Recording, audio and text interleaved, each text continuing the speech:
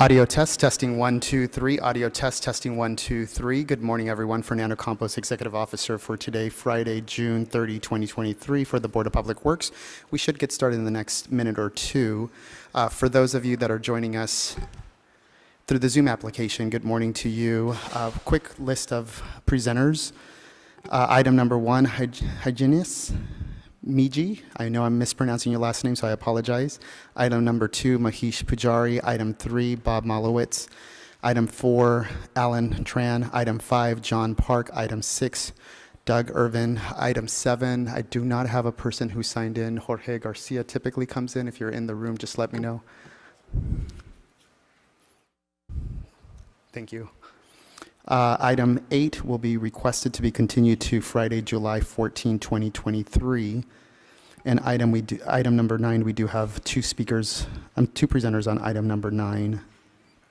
For members of the general public that are joining us through the Zoom application, actually, before I do that, let me just confirm that you can hear us through the Zoom application. Ruben Flamenco, I'm going to select you again.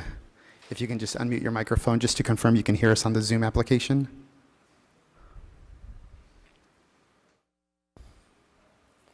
Ruben Flamenco.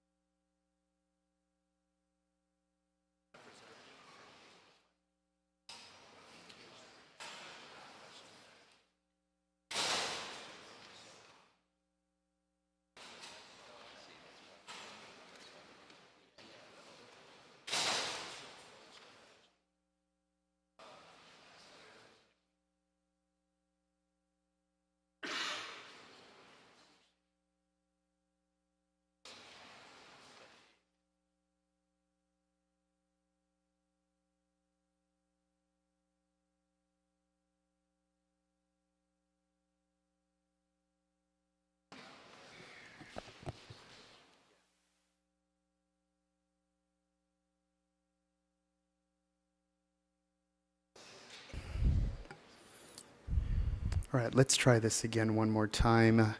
Good morning, everyone. Fernando Campos, Executive Officer, just doing an audio test, testing 1, 2, 3. Audio test, testing 1, 2, 3. Zoom application, let's see, Roosevelt, it's actually here. Let's see, Spencer Yu, if you can hear me, if you can please unmute your microphone. I can hear you. Can you hear us? Perfect. Thank you so much for confirming.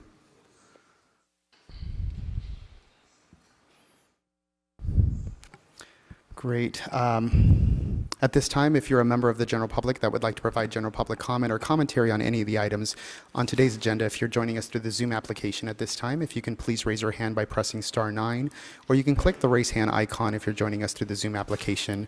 For those members of the general public that are here live at City Hall on the 3rd floors in our chambers, there are speaker cards located at the back end of the room.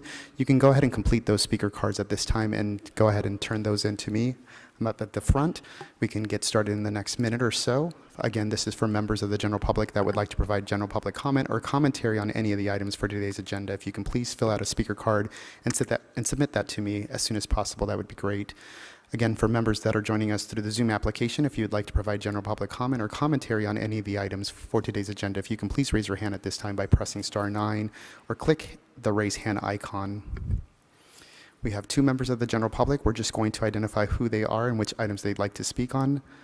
Andrew Muzi. Andrew, good morning to you. Which item would you like to speak on? If you can please. On item number 13, if needed. Which item? The contract award to JR Pipeline Company. I'm their attorney, and I don't anticipate having any comments, but I just am available if necessary. Okay. Great. Thank you so much. We are getting some feedback. If the board has any questions regarding item number 6, we will go ahead and open up the audio lines for you, Muzi. Thank you. Thank you, sir.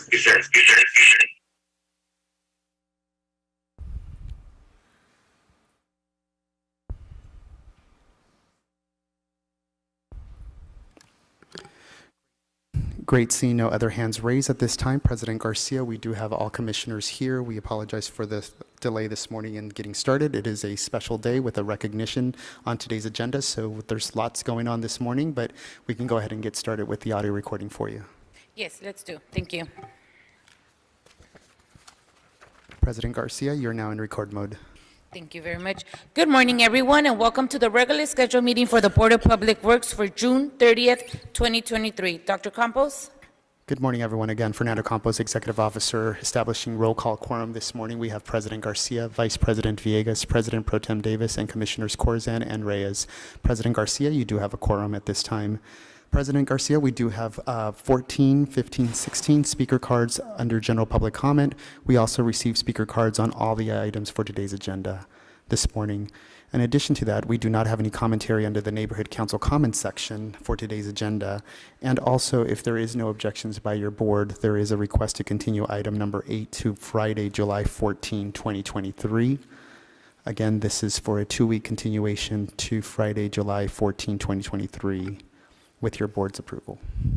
Item number 8. Fine. And also number 9, right? It's continued as well? That is correct. If you'd like to continue that for 2 weeks to Friday, July 14th, 2023, that would be great as well. Yes, both 8 and 9 are now continued. Colleagues, any objections on that? Hearing none, 8 and 9 will now be continued. Thank you. Any other announcements, Dr. Campos? That is it. Okay, thank you very much. Good morning, everyone, and welcome again. Those that are joining us virtually and those that are here in person, we have a full room, and I request that if everybody can just put their phones on mute. I don't want any interruptions, and also, if you can please just on your way out, just watch that the door doesn't slam out of respect on whoever is speaking here. So thank you, everyone. It is our last meeting for this year as a fiscal year. We will be in recess all of next week, and we will be back the following Wednesday. With that, I will start with public comment, and I do have quite a few public comment today, so if everybody can just remain to their 2 minutes so we can get through today's public comments, and we also have a pretty large recognition after the public comments, so hang in there. We're going to have a pretty hefty meeting today, as expected. Thank you, everyone, again for being here and for your consideration. I'm going to start with our first public speaker, which is Mr. Rashid Ko. Rashida. Good morning, everyone. I'm here to speak in support of my brother and his family and the many other truck drivers and their families that would be affected and suffer financially if this decision is approved. Each truck driver you see here today is representative of a family that consists of wives, kids, mothers, fathers, even grandparents and great-grandparents. Whatever dynamics are our family. Nonetheless, these men, women are small business owners, and a lot are minorities. Most of them have businesses that are generational and have been passed down from father to son, mother to daughter, through hard work and the overall need to take care of their families. They are surviving. How dare you try to rip the very fabric of their livelihoods away from them without the minimum concern or empathy of the devastating consequences that would follow. These truck drivers have bills, house notes, truck notes, college tuition for their kids, and let's not forget medical expenses. If your decision takes away their dreams, visions, and most of all, means of supporting their families with one stroke of a pen, where will that decision leave them? Shame on you. Not to mention, they provide services to help move this country forward regarding their services. I implore you to consider each face, each individual you see here today, and understand there are many people behind them, depending on them for their safety and well-being, their very survival in this society. The small business owners you see here today also do their part in economic stability and paying taxes. Don't dismiss their lives. Finally, I would like to leave you with an excerpt of Greek philosopher. The excellence of a citizen is determined in relation to how well they serve their state or constitution. Aristotle, the state and the good citizen. Thank you.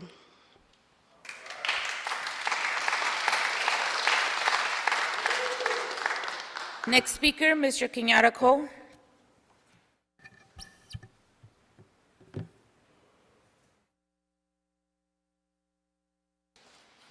Good morning. Good morning. I'm proud of my sister. Thank you so much. Good morning to the Board of Public Works. I just want to thank you all for your hard work, your support, and trying to help us sustain this program.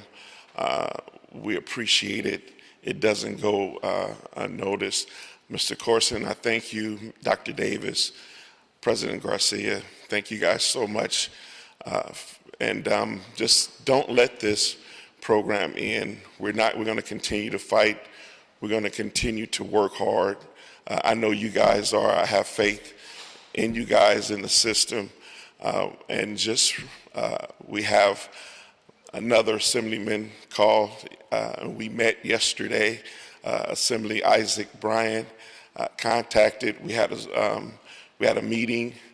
And so he's already at the state legislation, and they're trying to get this thing hammered out and trying to get the Attorney General and Ms. Soto so she can sign off on the contracts or work together to where we can work within AB5. The intent for the state legislation, their intent when it comes to the trucking industry is to get rid of the third party broker model. And that was the intent also of Ms. Gonzalez, Lorena Gonzalez Fletcher. And so when it comes to the trucking industry, we are in compliance. Once again, we meet every prong of the ABC test. Keep this program. Let's continue to pave the streets of Los Angeles. And we thank you. We thank you for your support. And let's revisit this in a couple of weeks if we can. If there's an AFE, RFP for the street services, we ask to deny all of that. So, thank you.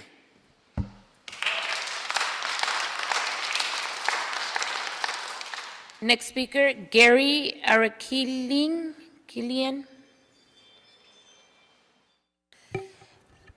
If that's a cell phone, can you please put it on mute? Good morning, ladies and gentlemen.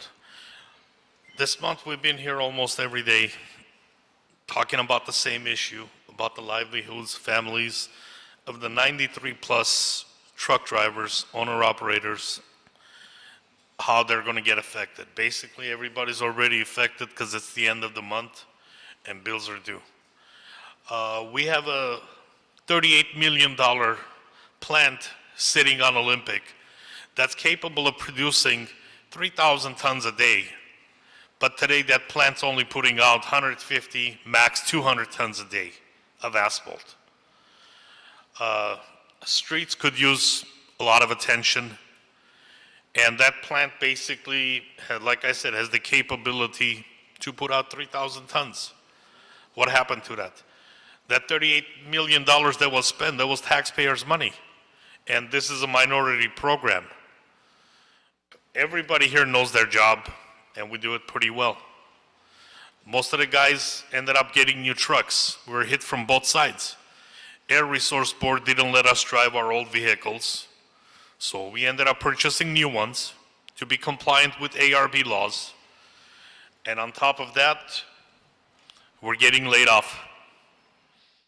So for 1 minute, everybody here, place yourself in our shoes or in anybody's shoes that is getting laid off. And let me see what your next plans are. When you know what, you do trucking, you're good at it. You've been doing it for 25, 30 years. What are you going to do now? What's your next option?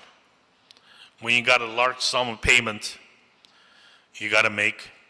Insurances are going up 10% every year, regardless of your record. So give it a consideration. Thank you.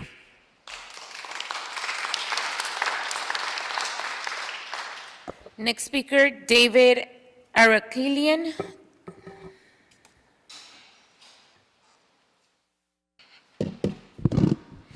Good morning, ladies and gentlemen. I have a lot to talk about today, so let's just get straight to it.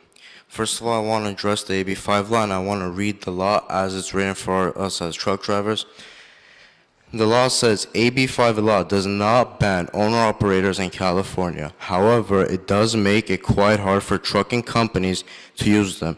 Under the AB5 law and the ABC test, a motor carrier must prove that their workers are independent contractors and employees, and not employees. I want to read that part again, independent contractors. Every speaker that has came up for this job that they've been talking about is an independent contractor. They have their own CA numbers, their own DOTs, their own trucks, their own licenses, their own trucking company titles and names. So they are working directly with the city of Los Angeles, as well as they are a second-party contractor, and from our understanding and what the law is stating, third-party contractors are not able to work. Now, I have a question to all you people sitting down. Let's say you guys bought, hypothetically, a $300,000 truck, and tomorrow you get an email in the mail or an email through your phone saying, tomorrow you guys are losing your jobs. Now, my question to you guys, would you guys feel good about that? You guys can nod yes or no. No, right? I'm pretty sure. I mean, you guys are not answering me, but I'm pretty sure you guys wouldn't feel good about it, would you? So now, put yourself in our shoes. We have $5,000 payments monthly we have to pay off. We've lost our jobs, and now we don't know what we're going to do. So what I want to tell you guys, just for a minute, put yourself in our shoes. I guarantee you guys wouldn't last 5 minutes, more or less a month without work. Thank you.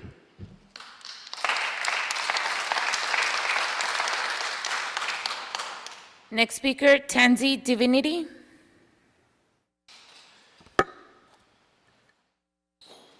Good morning, everyone.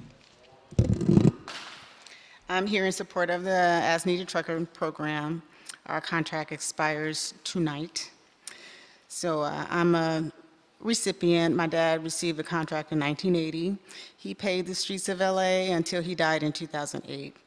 He worked the program every day, weekends also, because he valued his contract and had integrity and loved the city of LA. My mom inherited his contract. She's 77 years old now. Depends on this income to survive. At this age, she cannot go out and start a new career. So no way should these truckers have to change careers with a 30-day notice. In no way should we have to explain to our families and children that we have no income. There is no way that the city of LA believes that we are not in compliance, because we are. We are asking that you extend this contract, and let's figure out a way to make it work. Thank you.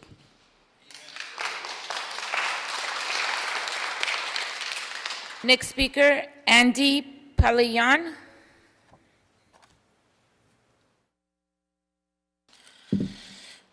Hello. Thank you, board members, for allowing us to speak today. My name is Andy Polian, and I'm part of the Truck Haul program. I just wanted to come up here and tell you a little bit about my journey with the Truck Haul program and what it means to me. I've been on the waiting list for over 5 years, and it was always a dream of mine to be part of this program ever since I bought my truck, and have been working since 2017. Finally, last year, I found out the day my daughter was born that I've been accepted into this program. And she has been my good luck ever since. Now we find out that they want to get rid of the As Needed Truck Haul program that has been around for over 100 years. Even though I haven't been with my peers for long, but they have become my brothers and sisters and are like my second family. Just when everything was starting to look up for me, now we are here fighting for our jobs. We are independent contractors who are exempt from AB5, but LA Attorney Heidi Soto doesn't want to acknowledge this fact, even though our lawyers have given her proof time and time again. We want our voices to be heard, and so we can keep our jobs and continue to working to making streets of LA better. Thank you for your time.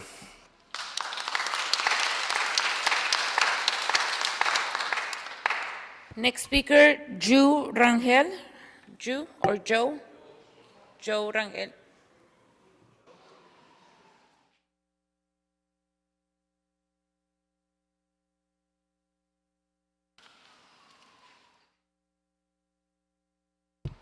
Hi, my name is Joe Rangel, and I'm here to represent the 93 truck drivers.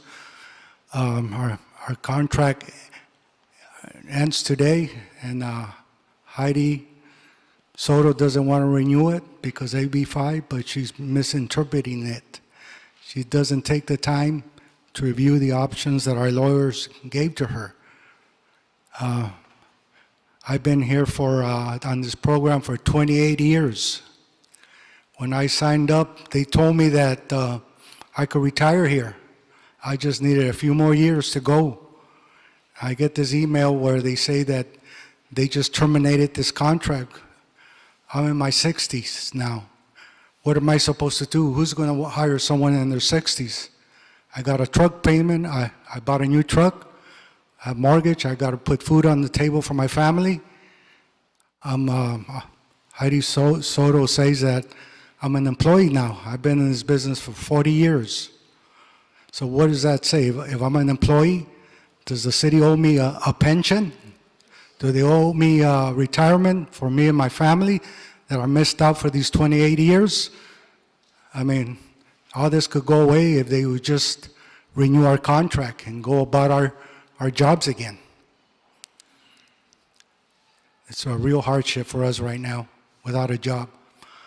Thank you.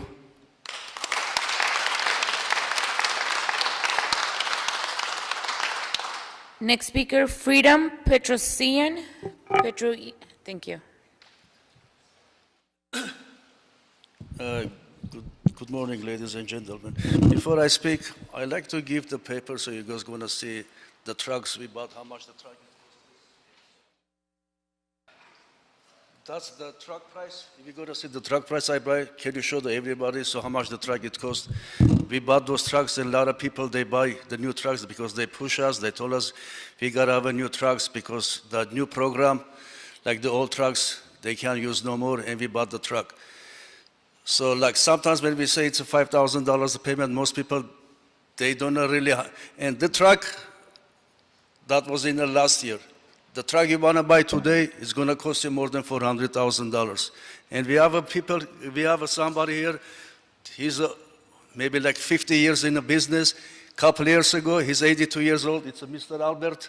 He bought brand new truck for this job because this job, we like to do really good. We want to take care of LA streets. We're working very hard. But after this, like after 1 year, and the way they say, like today it's our last day for the contract.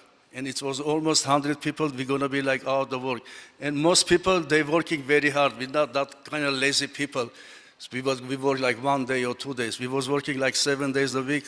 We was appreciate, they give us the business, we take care of the job. So I like to you guys, just come in our shoes and please to help us so we're gonna stay in the business. So I don't wanna say more because everything is almost the same. Thank you so much, guys.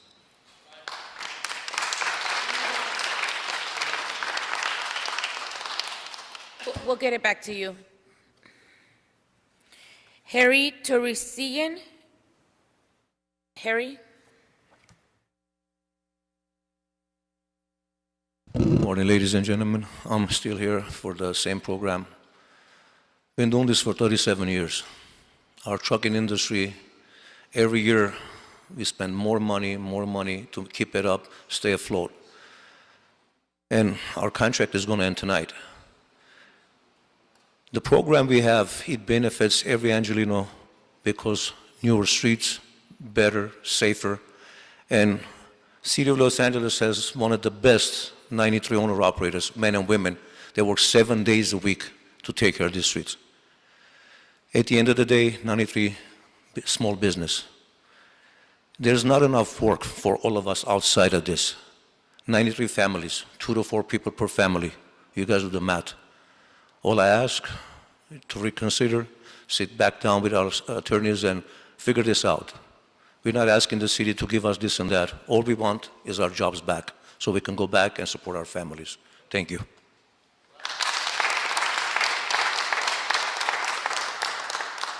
Next speaker, John Perez.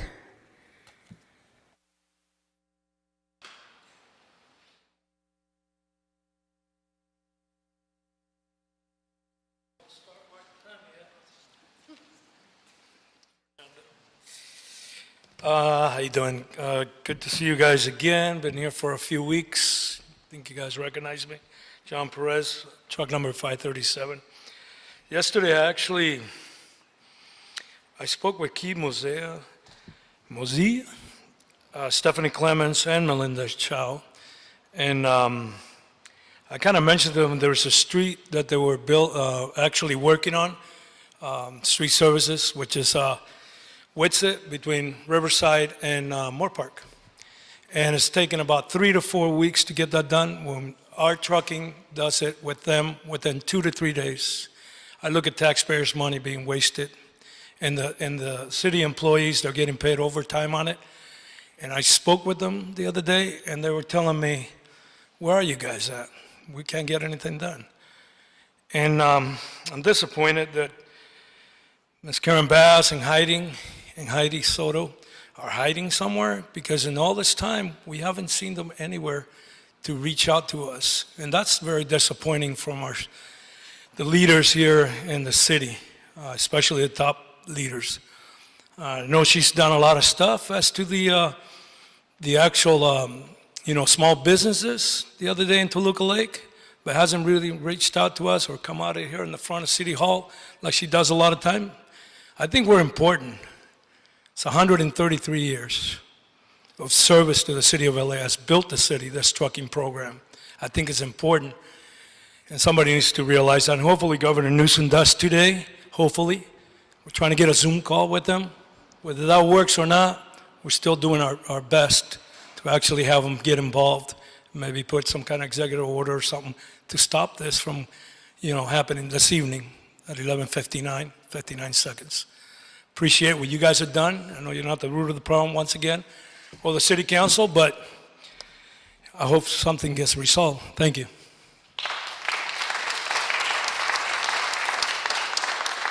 Next speaker, Mike Hernandez.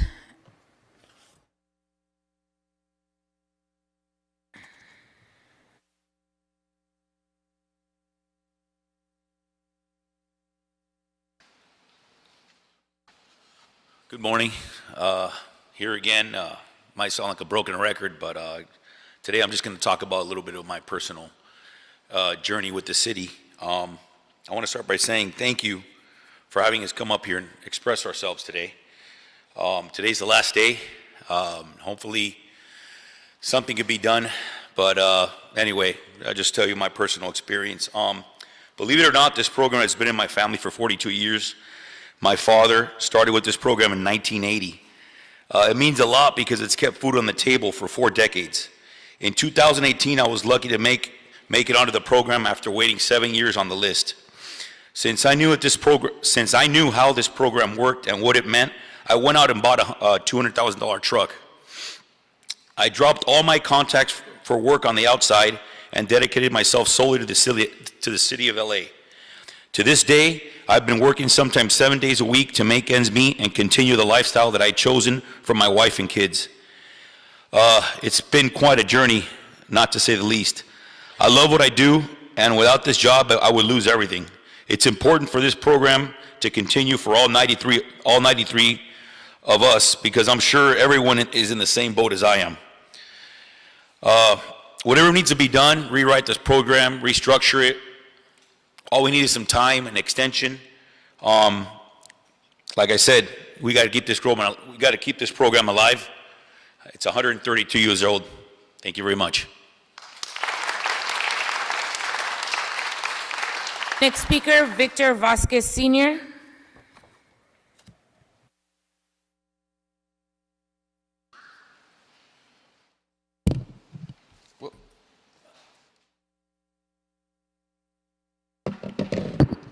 You buy it, you break. You break it, you buy it. Ready? Okay. Good morning, ladies and gentlemen. My name is Victor Vasquez Sr. I'm the Vice President of the Western States Trucking Association, been around for 83 years. Only have about 16 years in the business, but over 30 years probably worth of business contacts. And when I don't know something, I have lawyers that are friends of mine, attorneys, legal counsel. I'm just going to tell you how my personal business would be affected. Without my contract, I would be affected. Without stable work, emotional uncertainty, and dealing with great financial hardship. The work that I've put out for the last 5 years has been 7 days a week, and I waited on this list for 6 years prior to. That is what is required to sustain my financial obligations. From an emotional standpoint, emotional uncertainty is losing a business that I built for my family. If my business succeeds, then so does my family. If it were to fail, then my family would deal with the failure of the business. Financially, being unable to pay my debts could impact me greatly, along with my credit, and force me into bankruptcy. In conclusion, some other types of businesses are going to be destroyed, no doubt, because of AB 5. However, I know that in my heart and in my soul, we, the 93, should be set free to reclaim our jobs and allow my company to represent the best version of me. Thank you.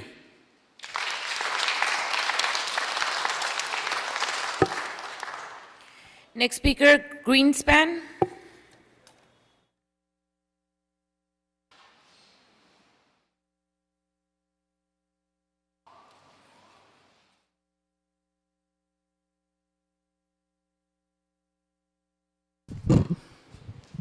Mike Greenspan, a Bruin butt-kicking Florida Gator, and let me tell you, I'm glad this is the last day of June. I've been nothing but inundated with this politically correct city. I get out of the elevator, and what is it? The South Pride reception. I'm sick of it. I'm from Florida, and as we say in Florida, we don't say gay, we say queer. Yeah, Gator Nation has recognized Queer Nation, but we gotta call you queers.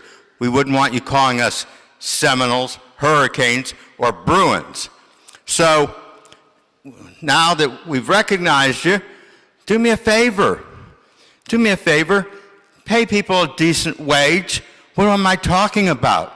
Well, you see, we had this guy, white trash, just pure white trash, and he let a queer suck his dick for cigarettes. And the minimum wage was $1.60 an hour at the time. This youth at 13 or 14 was getting paid the equivalent of 50 cents, or less than a third. A 50-cent pack of cigarettes, less than a third of the minimum wage. Show your pride, you queers. You have your receptions, you use our city hall, you put up all kinds of banners at the city, queer this, queer that, pride, ride with pride, metro, everything. And when it comes time to paying somebody for a simple job like a blow job, he gets 1/3 of the minimum wage. Now, I got labor influence. If the blow job takes 15 minutes, pay him for an hour, but do me a favor. Quit exploiting somebody because he's uneducated, a youth, and white trash. You queers have money, and you queers should pay accordingly. I'm just sick and tired of you queers exploiting people who are underage and you're underpaying them for a blowjob. Next speaker starts with the letter F.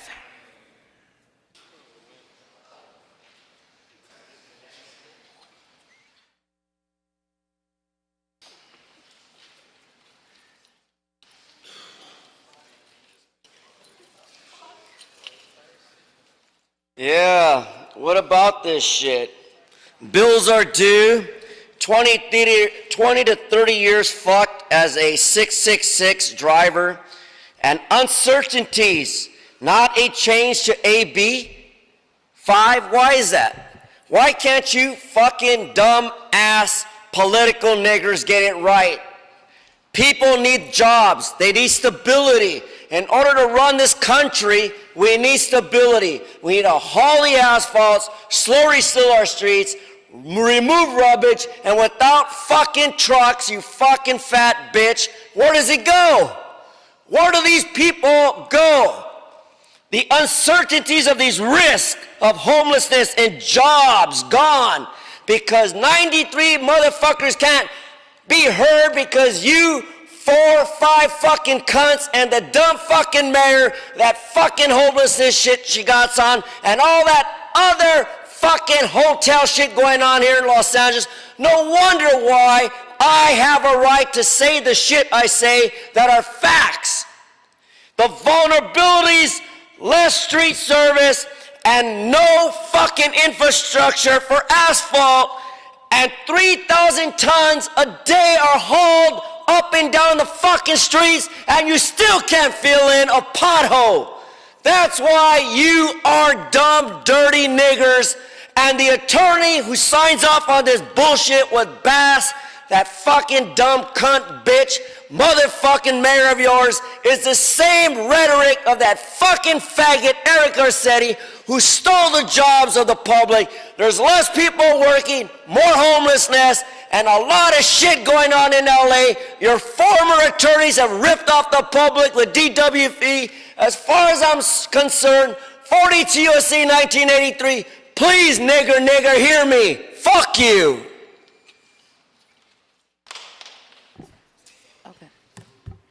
That is it for our public speaking cards. Public comment is now officially closed. Oh, just 1 minute. Do we have anything via the virtual platform, Dr. Campos?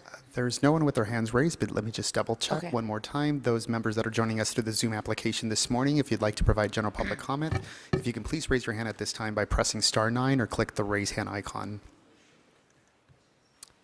Madam Chair, there is no one with their hands raised under general public comment. Okay, very well. Public comment now is officially closed. Moving on to the first item on today's business, which is the approval of the minutes of Friday, June 16, 2023. Is there a second to my motion to approve the minutes? Thank you, Dr. Davis. Dr. Campos, there's a first by me and a second by Dr. Davis to approve the minutes of Friday, June 16, 2023. Absolutely. Let's start the voting tabulation. We'll start with you, President Garcia. Aye. Vice President Villegas. President Pro Tem Davis. Aye. Commissioner Corzan. Aye. And Commissioner Reyes. Aye. This motion is adopted and carries unanimous. Great, thank you very much for that. I am going to move us on to today's presentation, which is a recognition for the 6th Street Viaduct Award recognition. And I'm going to turn over the mic to our Vice President Villegas so she can lead us on today's presentation. Great, we got the list. Thank you very much. And happy Friday, everyone. Good morning. Thank you for joining us today. This is a long-awaited recognition to our staff from the City of Los Angeles in recognition of the work that our staff have done on the 6th Street Bridge in the City of Los Angeles, a bridge spanning about 3,500 feet wide with 10 pairing arches and a bridge that is now iconic to the city. Over $588 million worth of funds went towards this project from multiple sources, including local, state, and federal funds. But this could not have been done without the hard work, the dedication of all of our bureaus that make up the fabric of Los Angeles. And for that, we wanted to take the time to be able to recognize the staff. As you can see here, we have 98 certificates, and that's just the staff that helped out. We also had numerous contractors for this project. And for us at the Board of Public Works, while there have been other boards throughout the time that this project started, this Board of Public Works does recognize the importance of the work and importance of keeping it moving. And while the project in and of itself is completed, we still have pending the beautiful park and the amenities that will go along with it. But for this time, we are able to at least connect from Boyle Heights to the Arts District, and for that, it is because of the work that the city employees have done.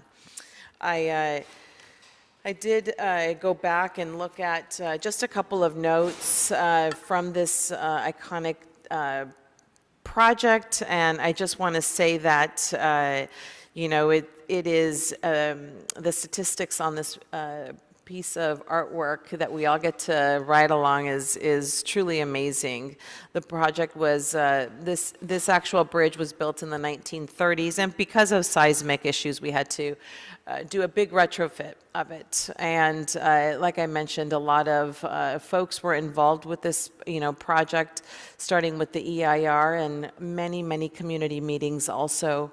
You know, that's a big undertaking as well. And obviously clearing over the Los Angeles River, you know, and numerous rail lines that cross the bridge, a lot of attention to detail. And again, for that, we really want to recognize the staff who have tenaciously helped shepherd this project through. I will read the certificate and what it says, but I do want to just acknowledge by name. I'll just go through all of the staff that have participated, again, by bureau and then just by name. And we have about 95. And this is from the Bureau of Engineering, Bureau of Contract Service, Bureau of Street Services, Bureau of Street Lighting, Bureau of Sanitation, and then I will have our bureau leaders come and just say a few words, and then we will conclude with a grand picture in the steps of City Hall, just on Spring Street. Okay? All right, so with no further ado, I will read the certificate. And after we acknowledge, you know, everyone by name, and we do have the bureaus speak, I will have the commissioners also say a few words. I'll hand it back to you. Okay. All right. So this is a certificate of appreciation. The Board of Public Works honors, and then we have the name of each individual, transportation engineer, Department of Transportation, for the contribution towards making the iconic 6th Street Viaduct a historic success. And that's with today's date on it. And as you all well know, it was just been a little under a year that we had the celebrations. All right. Bear with me here. I do think that it is important to acknowledge everyone who was involved. Like I mentioned, we have about 95 folks, and just like we all have patience when, you know, we have many graduates, everyone deserves the recognition of having their name read. That's my personal opinion. But I'll commence with, as my list says, just with starting with Bureau of Contract Administration, we have Dale Kanegagawa, Ian Monteith, Victor Karayan. From Bureau of Engineering, we have Ibrahim Hafiz, Jennifer Pope McDowell, Jorge Trujillo Jr., Mary Nemec, Miguel Camarena. And from the Bureau of Sanitation, we have Julie Allen. From the City Attorney's Office, we have Matthew Shade. And going back to the Bureau of Sanitation, we have our Director, Barbara Romero.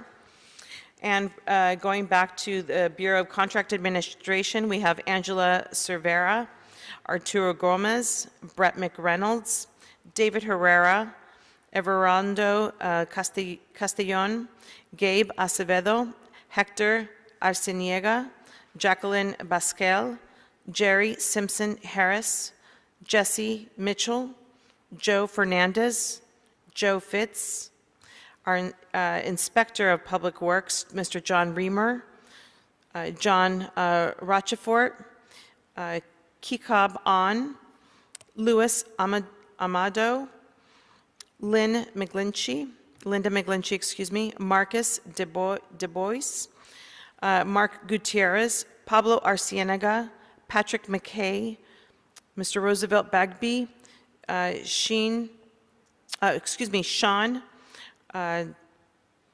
Shabazian, Ted Eller, Tony Cayello, Becky Snowgrass from the Department of Cultural Affairs. And one more from the Department of Cultural Affairs, and that's Felicia Filer.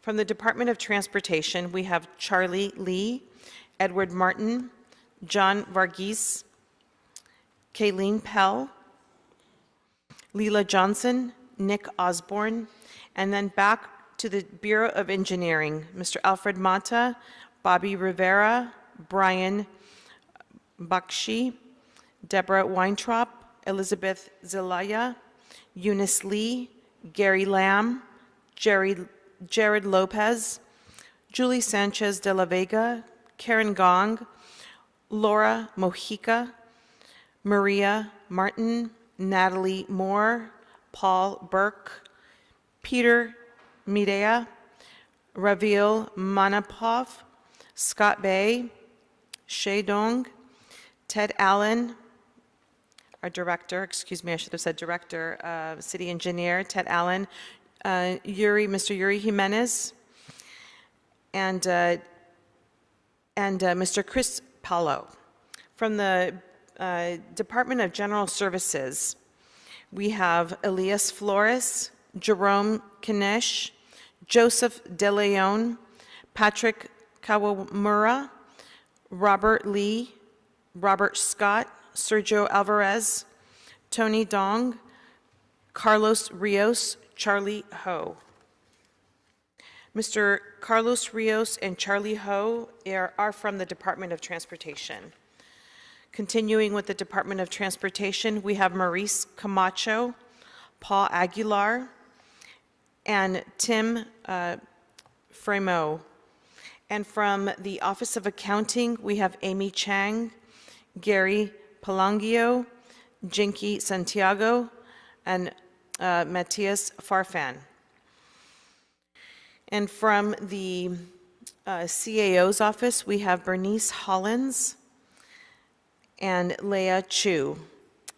And from Street Lighting, we have Fabian Cheng, Jaime Moran, Jonathan Cohen, Mary Jane Meir, Nick Tran, Kwang Lee, Richard Sari Kumba, Richard Sari Gumba, Romel Bravo, Spencer Brunetto, and last but not least, Albazi. All right, and we have certificates, yes, it's a long list. We have certificates of recognition and appreciation for each of you. And we thank you for your service. At this time, I'd like to invite the Bureau of Engineering, the Bureau of Street Lighting, Bureau of Contract Administration, Bureau of Street Services. Please come to the podium.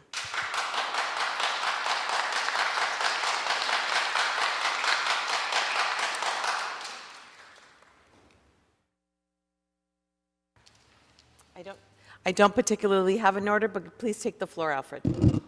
Thank you. I guess I will go first. First off, I'd like to just mention the city engineer, Ted Allen, really wanted to be here today, but unfortunately he's under the weather, so he's not able to join us, but he really wanted to be here to celebrate this very important project.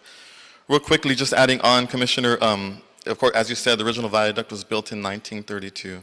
After a few years, we started seeing issues with alkali silica reaction, which is ultimately the trouble that the bridge had. Over the decades, there were several efforts made to try to fix it. But ultimately, our beloved icon that served Los Angeles well for over 80 years needed to be replaced. So in 2012, we conducted an international design competition where we selected this wonderful design that we have today. In 2022, last year in July, after $588 million, as you said, and the contribution of all these city employees and many others that preceded them across many departments, we completed construction of the new viaduct, which fulfilled the dreams of replacing the original viaduct with one that is just as iconic and maybe even more beloved than the original bridge. So personally, I'm grateful that you and the board is taking the time to honor all of us employees that worked and contributed to delivering this amazing bridge and project to the city of Los Angeles. Thank you. Thank you. Hey, good morning. It's great to be back here and to celebrate the 6th Street Viaduct and all the people that have worked on it across the bureaus and across the city family.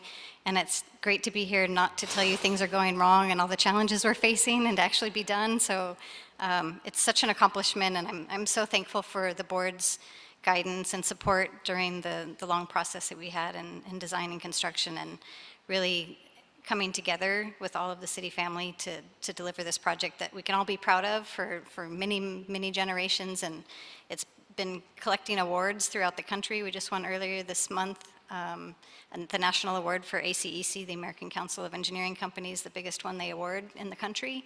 So just wanted to say thank you for honoring all the people that worked on the project, and I thank all of you as well as all the people that helped support us. So thank you very much. Thank you.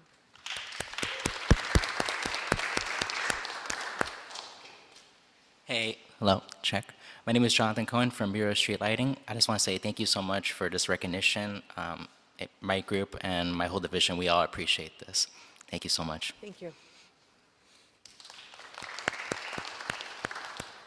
Jaime Moran from Bureau of Street Lighting. Ladies and gentlemen of the Board of Public Works, I stand before you humbled and honored to be recognized for my contributions to the 6th Street Bridge Viaduct as a member of the Bureau of Street Lighting team. Our collective efforts have illuminated not just the city streets, but also the path towards progress, fostering connectivity, enhancing safety for the community we serve. This recognition serves as a testament to the dedication and expertise of our team, and I immensely am grateful to be a part of such a transformative endeavor. Thank you. Thank you. Good morning, President Garcia and Commissioners. I'm Roosevelt Bagby with the Bureau of Contract Administration, and I'm here with our Assistant Director, Raul Mendoza. And a day like this reminds me of an ancient Proverbs that says, "Have you seen a person skillful at their work? Will they stand before kings?" It is an honor to stand before you today with this team, your Bureau of Contract Administration. Can I get you all to stand up from Bureau of Contract Administration?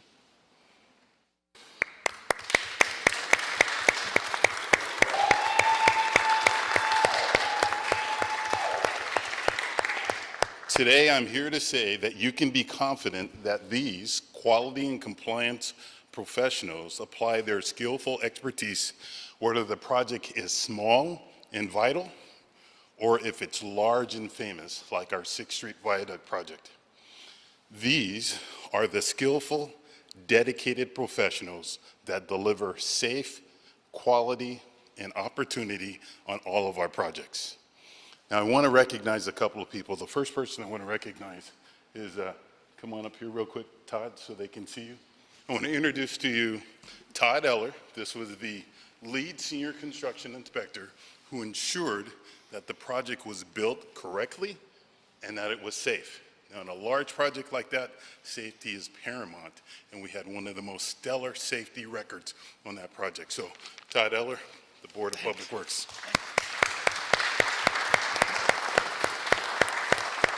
No pressure there, right? One other person I'd like to introduce you to, and it makes me think of a relay race. On a relay race, the best teams have great finishers. And our great finisher is Senior or Chief Construction Inspector Brett McGrinnell.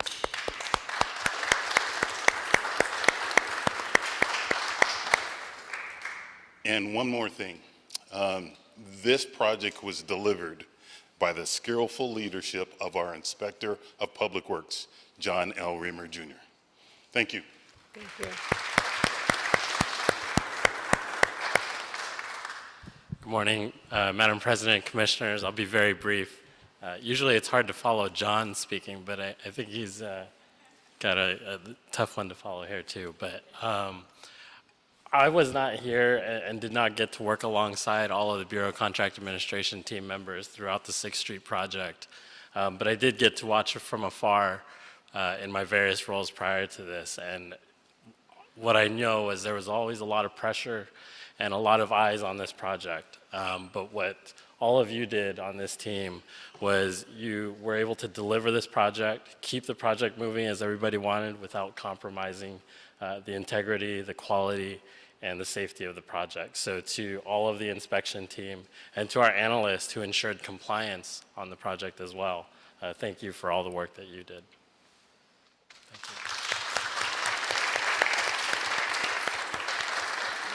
Thank you. Thank you so much to all of you for taking the time to come today and for speaking.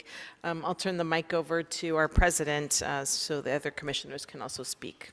Great. Thank you very much, Vice President Villegas. I want to bring up Natalie. I don't know if you were planned on speaking today, but I want to recognize you for all the master work that you did along, and Julie Allen, of course. So Natalie, can you please come up and just share with us your important role that you did at this bridge? Thank you, President. I was the construction manager on the project for the Bureau of Engineering. I was on it since 2016 till it opened last year. It was a very challenging project, very exciting. I lost so many hours of sleep over this project, but it was a great learning opportunity and met so many people, worked with so many people in this room that we could not have done it without them. Every person contributed, and when we needed help, pick up the phone, send an email, everybody pitched in, and so we really could not have done it without all of the people that Vice President Villegas mentioned. So yeah, thank you so much. Thank you very much. And I'm sure those 94 these are just city employees. There were still contractors and just tons of other people that went into building such a bridge that is an iconic feature now for the city. And I can't even imagine what you all feel when you drive through the bridge.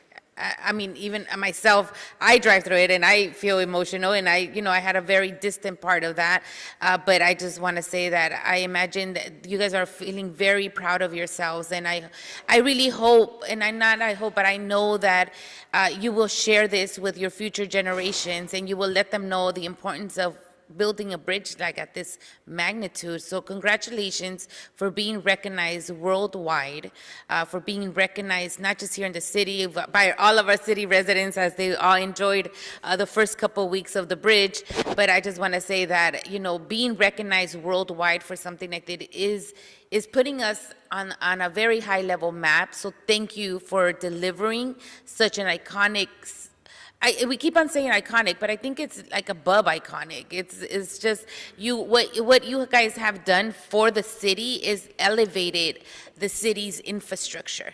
And that's huge for the city's for a city like this, who is the second largest city in the nation, and that we can have something like that has been amazing, has been not just an amazing and rewarding feature, but it is going to be forever. And even if 100 years from now, another set of engineers, not you guys, but another set of engineers that's sitting in these chairs decide that it's time to break it down and build another one, that what you guys have done for the past 100 years will always remain there. So all of you have generation rewarding, and feel free to tout that and tell your kids and your grandkids and anybody that you know that once you drive there that you were part of this. So to everyone that's sitting here, I know this is just one part, and 94 is a lot of folks that to not just recognize that we're part of it, but we had the contractors, we have the designers, we had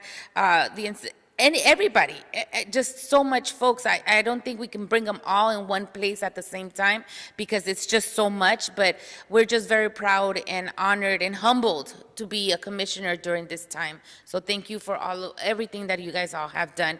And that's my last of my comments, because I'm very proud to see what you all were able to accomplish. But I'm going to turn it over to my fellow commissioners to also give some words of recognition. And I will turn it over to President Pro Tem Dr. Davis, then we'll go Commissioner Corson and Commissioner Reyes.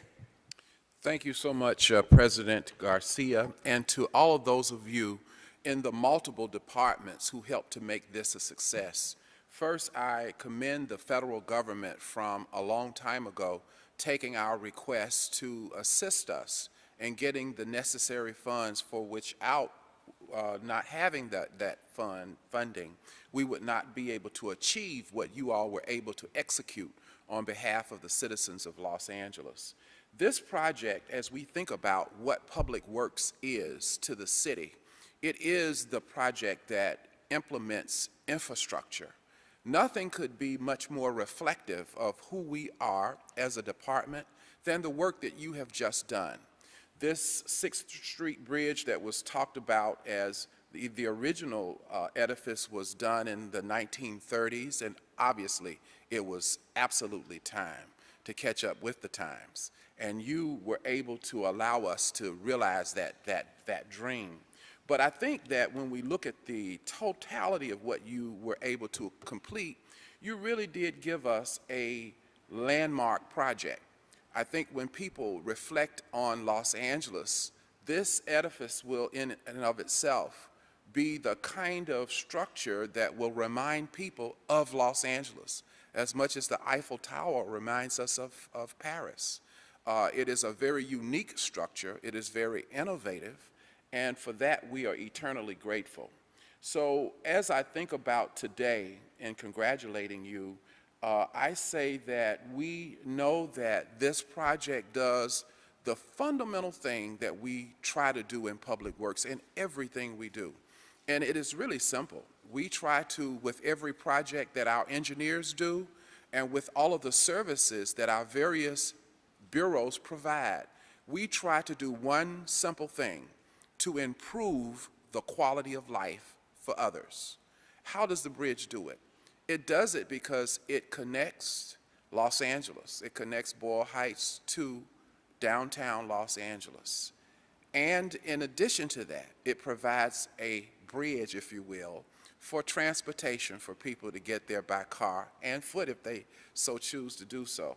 So as I congratulate you, I most of all thank you for what you have done in bringing Los Angeles something that will be around forever. You have really helped to define our new brand in this city as we move forward. So again, congratulations and thank you. Thanks a million.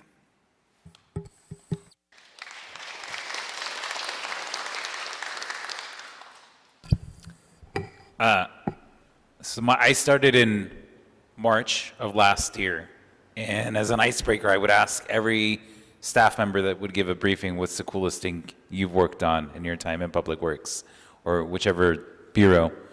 And every single member of Bureau of Engineering staff would say 6th Street Bridge.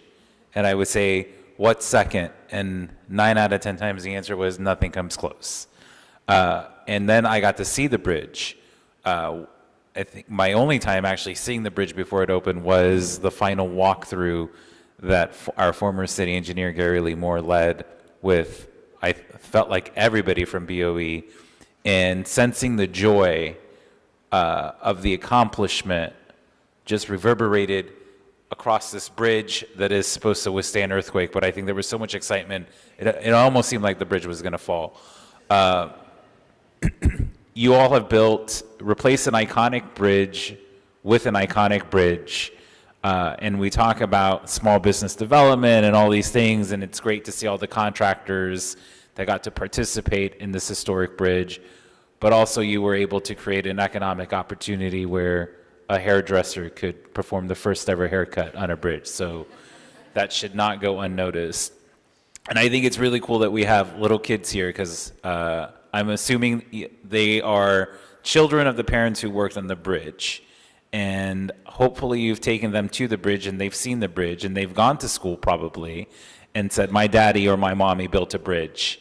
And I think that's what this is all about. Like, the legacy of the work you all do goes past your time and your positions. And with this bridge, you know, Gary promised 100 years. So we'll see, 99 more years to go.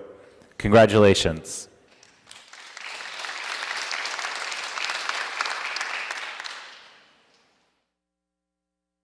I am beaming with pride and gratitude for everything that the staff and all the other city departments have brought to the platform in building this iconic structure.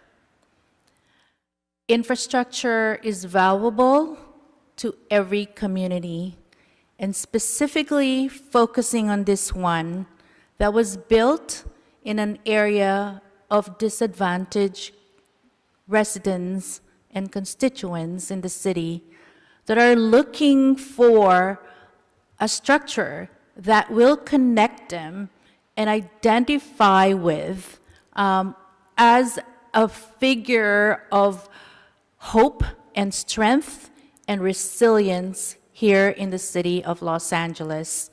As your newest commissioner, I took that walk through on that bridge and felt that inspiration and that pride and that belief that anything can happen, that we could make things happen if we want to. We have that grit. So remember that word, that grit, G-R-I-T, to continue and really become the connective tissue to the communities that we serve. So I echo everything that my colleagues have said before you.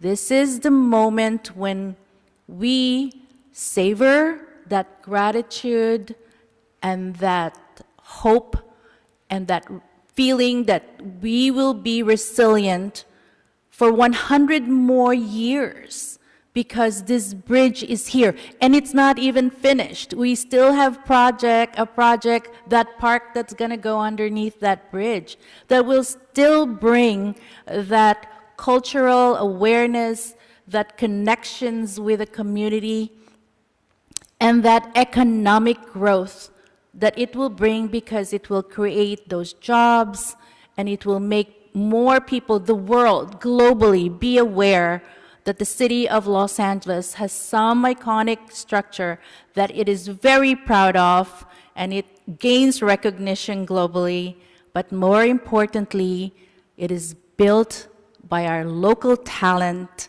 by people who care about the city, by people, by folks like you who spend their time and commitment looking into making things work, people with grit to make things happen. Thank you.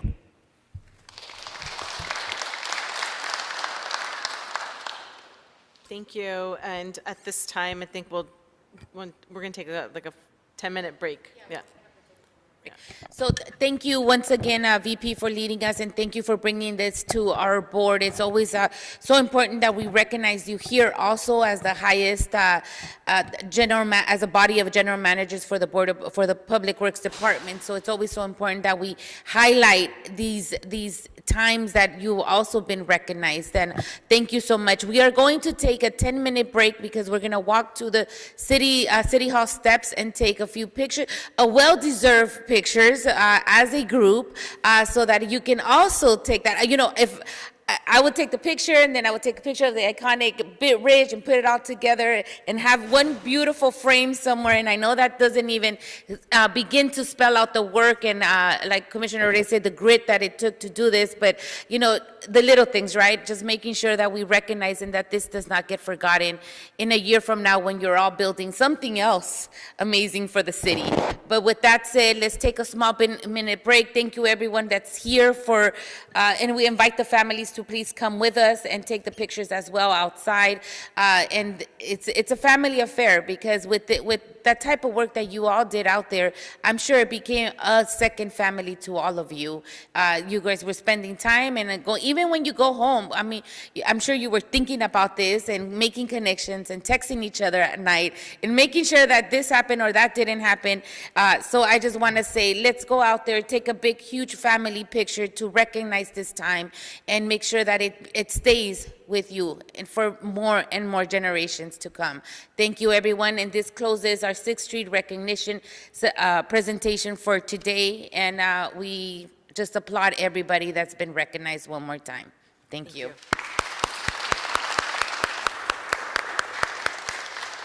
For those joining us in the virtual platform, we will take a 10-minute break, and then we will come right back with our agenda items. Thank you, everyone.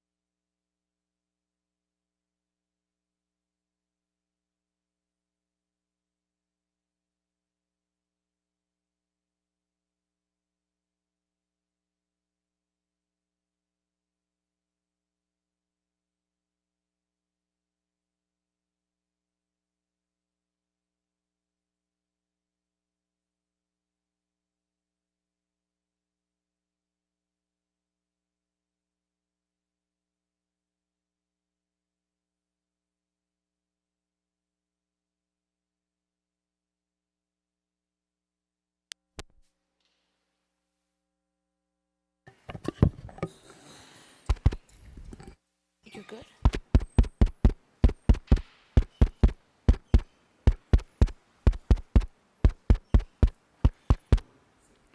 Audio test, testing 1, 2, 3. Audio test, testing 1, 2, 3. Good morning again, everyone. Fernando Campos, Executive Officer. It's about 11:53. We should get started again with our agenda. We took a break for a photo opportunity for our 6th Street Viaduct celebration this morning. For members that are joining us through the Zoom application, if you would like to provide any comments on any of the items for today's agenda, items 1 through 9, if you can just please raise your hand at this time by pressing *9 or click the raise hand icon. If you're joining us here live in person at our chambers, there are speaker cards located at the back end of the room. You can go ahead and complete that and submit that to me as soon as possible so that we can get started. We have received already speaker cards earlier in the morning at around 10 o'clock this morning, but just last call for any public comments on any of the items for today's agenda. President Garcia, we do have all the commissioners back in the room. I can go ahead and start the recording and establish quorum for you. Yes, please. Great. President Garcia, you are now in record mode. It is 11:54. We can establish quorum for you at this time. We have President Garcia present, Vice President Villegas present, President Pro Tem Davis present, Commissioner Corzan present, and Commissioner Reyes is present. President Garcia, you do have a quorum. Thank you very much, Dr. Campos, for that. In establishing quorum once again. Again, it's always so difficult to transition from recognitions and everything that has happened in the morning to just, we're going to go now straight into our agenda items. Before I do that, we do have 2 speaker comment cards for item number 1. One is Mike Greenspan.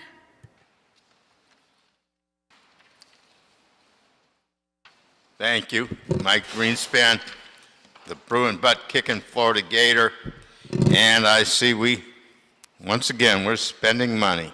I hope it's good money spent, because I never know. I see things happening in LA. I remember years ago they redid Poly Pavilion, and then came the DWP and flooded them out, and there went $170 million of our money down the drain. So I do get a little bit leery when money gets spent, because I never know if it's going to be spent a second time, because the DWP has come in and fucked things up. $170 million is not chump change. And I'm one of those that believes where there's smoke, there's fire. Where it can happen once, it could happen twice, 3 times, or who knows. And we get very generous. I mean, $250,000 contingency. The total budget, $1.5 million. Now, how is the Hyperion Water Reclamation Plant doing? Is it functioning, or are they releasing raw sewage into the ocean? I hear lots of reports of things breaking down and getting released into the ocean. Oh, I'm sure the surfers just love that. That helps polish their surfboards, keeps their nice suntan and their blonde hair blonde and everything else. But that's the problem. We just throw the money, and we don't really look at the quality control of what's going on until after a big sewage spill comes in. Then it's, oops. Well, that's too late, folks. We have a valuable coastline, and people seem to think it's a dumping grounds. And I think that we should be putting some more quality control right here, monitoring it, and maybe not giving out the money so fast, but giving it out in increments as they function and do it properly. Next speaker, person that starts with the letter F. For the record, I wrote fuck mayor. For the record, fuck mayor, and fuck her Hyperion Water Reclamation Plant. You know, there's just been way too much corruption. We just spent $5-point-something billion on this fucking hump bridge to the far east of Boyle Heights, and the only thing it's going to hump is a bunch of problems like you heard in the news regarding people doing burnouts, dumb niggers jumping off the bridge. And again, like I said, Brandenburg versus Ohio, send the Jews back to fucking Israel and bury the niggers. Can you stay on topic, please? Yeah, because for this reason, on the on-call consultants, dirty niggers, we have to develop a staffing and training management plan? Really? Develop operational and maintenance improvement plans? What dumb niggers come up with this jargon of language this far into a program that you want to invent? Other cities, other great cities, other spectacular Stay on cities topic. have a total budget beyond what your budget is, because we know there's going to be contingency to add more fucking money, because money fucking grows on trees, right? Like the money growing between my legs. You when need I have to stay on pay for a topic. If not, fucking you need to stop. prostitute to identify the capital improvement projects and develop this fucking consideration for a fucking stupid concept report and the fucking design of handling these gas systems, like you heard from the public speaker earlier. All this runoff shit goes in the ocean. No one sees anything. The fucking attorney gets paid off. She takes a brown bag, gives it to her former boss. All fucking political corruption. I demand you hire the 93 haulers Stay to on haul topic. all This this is not shit about off that. Stay the on topic. Hyperion Water Reclamation Plant. There's jobs. These drivers, these haulers, Stay they on need topic. AB 5 to suck a big dick, for the record. And here's my public comment on a dirty nigger. You need to stay on topic.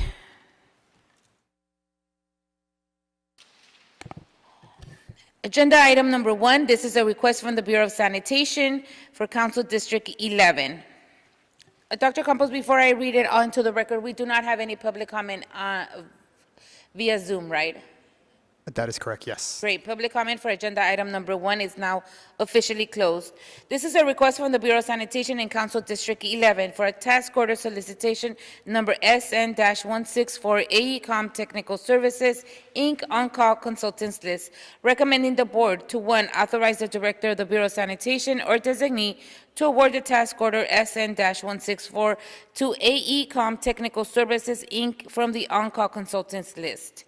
2, approve a total budget of $1,500,000, including $250,000 in contingency to fund the technical support in the assessment and design of effective capital improvement project, as well as operation and maintenance improvements to address Hyperion Water Reclamation Plant vulnerabilities, risk, uncertainties, and challenges.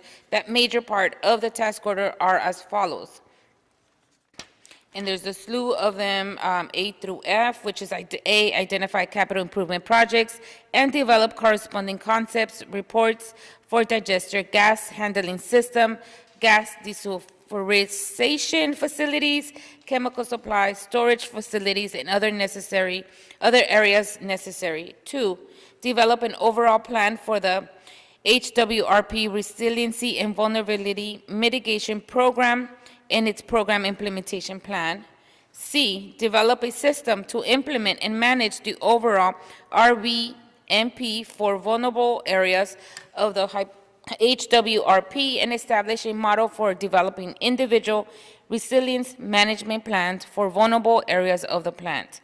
D, develop a staffing and training management plan. E, develop a operation maintenance improvement plan. F, facilitate and develop implementation and training of a program management information system for this project. And 3, approve the term of engagement starting from the notice to proceed date July 22nd, 2024. Good morning, sir. Welcome. Good morning, Madam President, and good morning, Commissioners. And thank you so much for allowing us to present.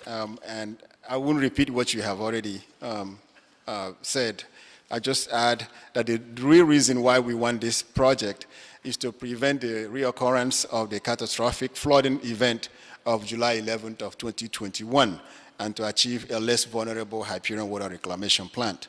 The second reason is to ensure that Hyperion continues to meet all requirements while transforming into a 100% water recycled facility by the year 2035. So that the plant will be able to deliver up to 40% of city water supply by that time as expected.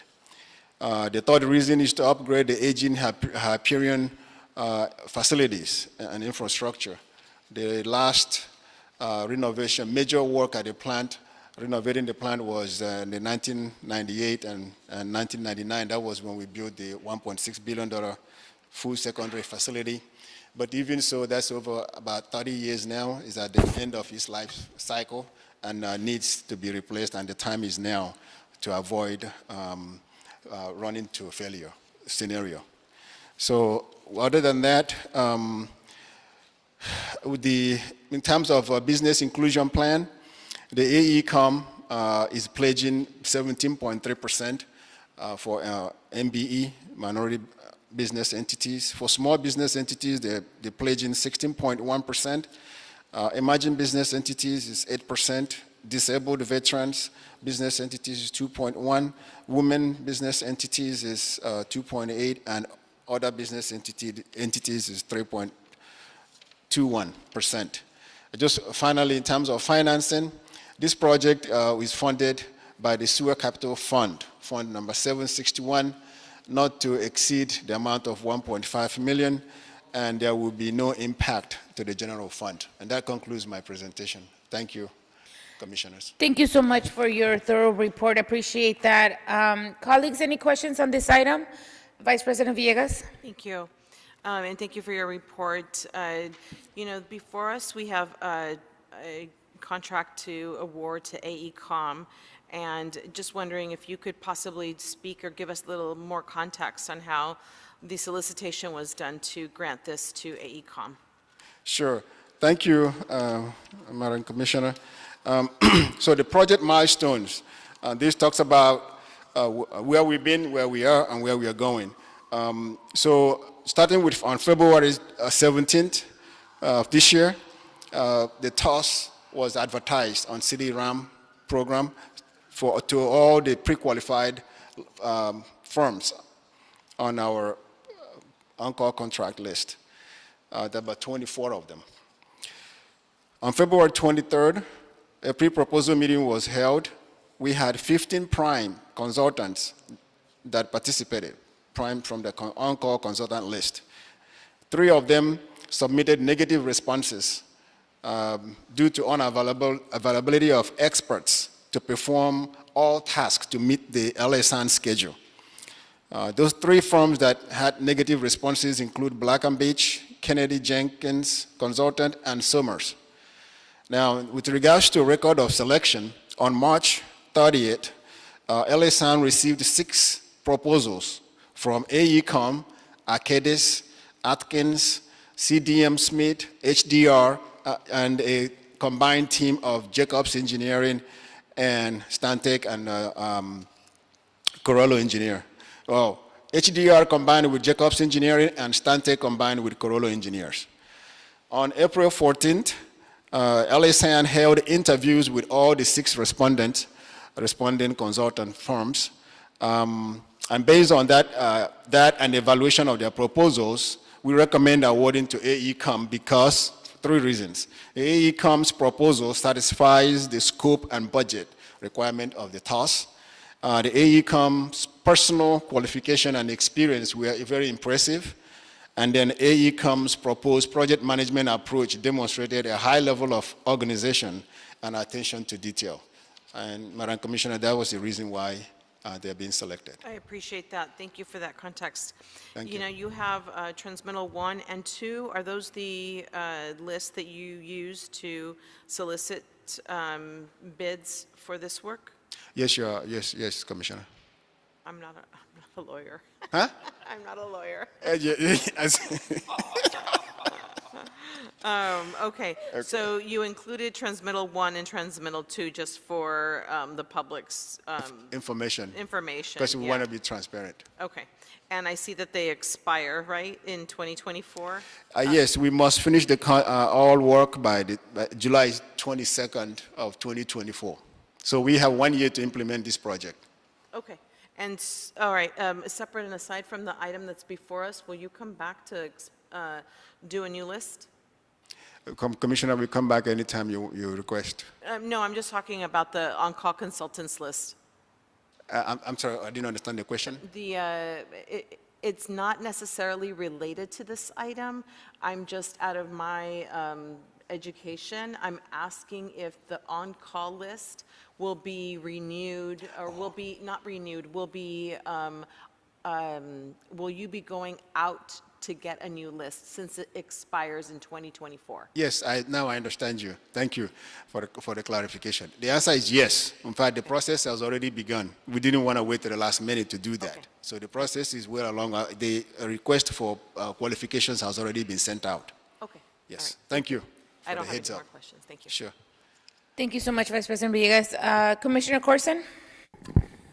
Thank you. Has AECOM done any other work at Hyperion? I'm sorry, Commissioner, could you? Has AECOM done any other work at Hyperion? Yes, they're actually doing some other work currently, yes.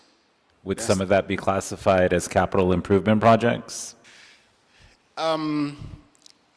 Yes or no? They are working on the inspection of the 5 Mile outfall. It's an inspection effort. But then the 5 Mile outfall is a capital project. So that's why I said yes or no. But it's technically they're providing a service. They're inspecting an infrastructure. I've raised this concern before when we ask firms of the size and scope of AECOM to do consulting work, and one of them includes come back with, I'll just say number 2, identify capital improvement projects. How do you make sure they're not coming with a project that is geared towards only their, specialness or whatever? How do we make sure that it's a project that they're coming to you with that others have qualifications for? Because a lot of times, just like you said, we'll get a recommendation to go with someone at Hyperion and other sites, and it's, well, they're the most qualified and they have the most experience to do this. So this seems a little bit like an opportunity where they might have an inside advantage. Well, we make sure that they're giving us, they're proposing on the aspects of the plant where we feel we are most vulnerable. And we've outlined, we're giving them 3 specific areas where they can start. So any capital improvement project they propose or recommend has to be in those areas. And we said at the end on there that these 3, but not limited to them. So we have the right to identify more areas that they can provide, can identify capital improvement projects as they assess the plant vulnerability, they identify more projects. But we ensure that they're not, they don't have, up to this moment, they have the same level of access to us as other vendors do on the list. There are 24 of them. And so I don't see where they have any advantage. And based on our experience with them in the past, they haven't been proposing things that are not what we wanted, that is not targeted to the scope of work. And that's why that's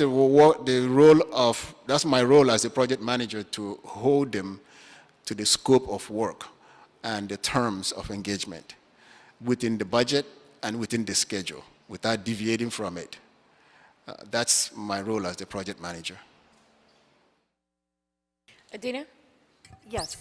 Now, I can't speak to work that has not yet been done, but I hear Commissioner Corsan's question, and just wanted to flag that that is a kind of prime public contracting concern, that you don't have a contractor essentially design work exclusively for that contractor themselves. That's something that comes up in any project, is something that both my office and obviously the underlying bureau would be paying attention to, and could even disqualify contractors from participating in, should it really be that narrow a design as you flagged a potential concern with. So I did want to say that that's somewhat of a general concern that we are always paying attention to.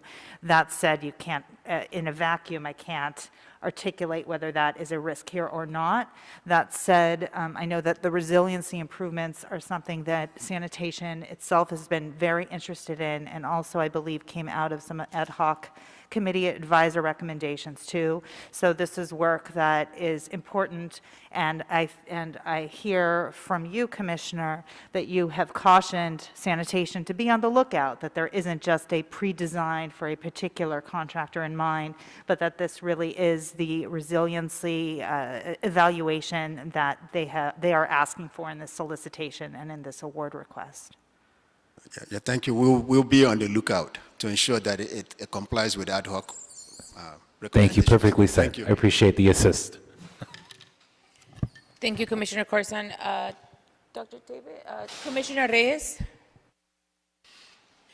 I just want some clarification that this is for the vulnerability and resilience assessment project, right, for AECOM. Basically, that's the purpose of this particular TOS. Yes, And Commissioner. then, but how do you connect it to a regulatory, because I'm always concerned, does this study or this assessment or this their analysis meet several requirements of some regulations so that then we're also being compliant with some of those rules by, say, the NPDES? Is that connected to that? Because I'm looking at it from a more holistic point of view. It's connected to all the permits that we have at the plant, including MPDS and AQMD permits that we have. We talk about handling the digester gas handling systems. So we know the gas desulfurization facilities, all of these could trigger, many mismanagement in those areas could trigger inspection by AQMD.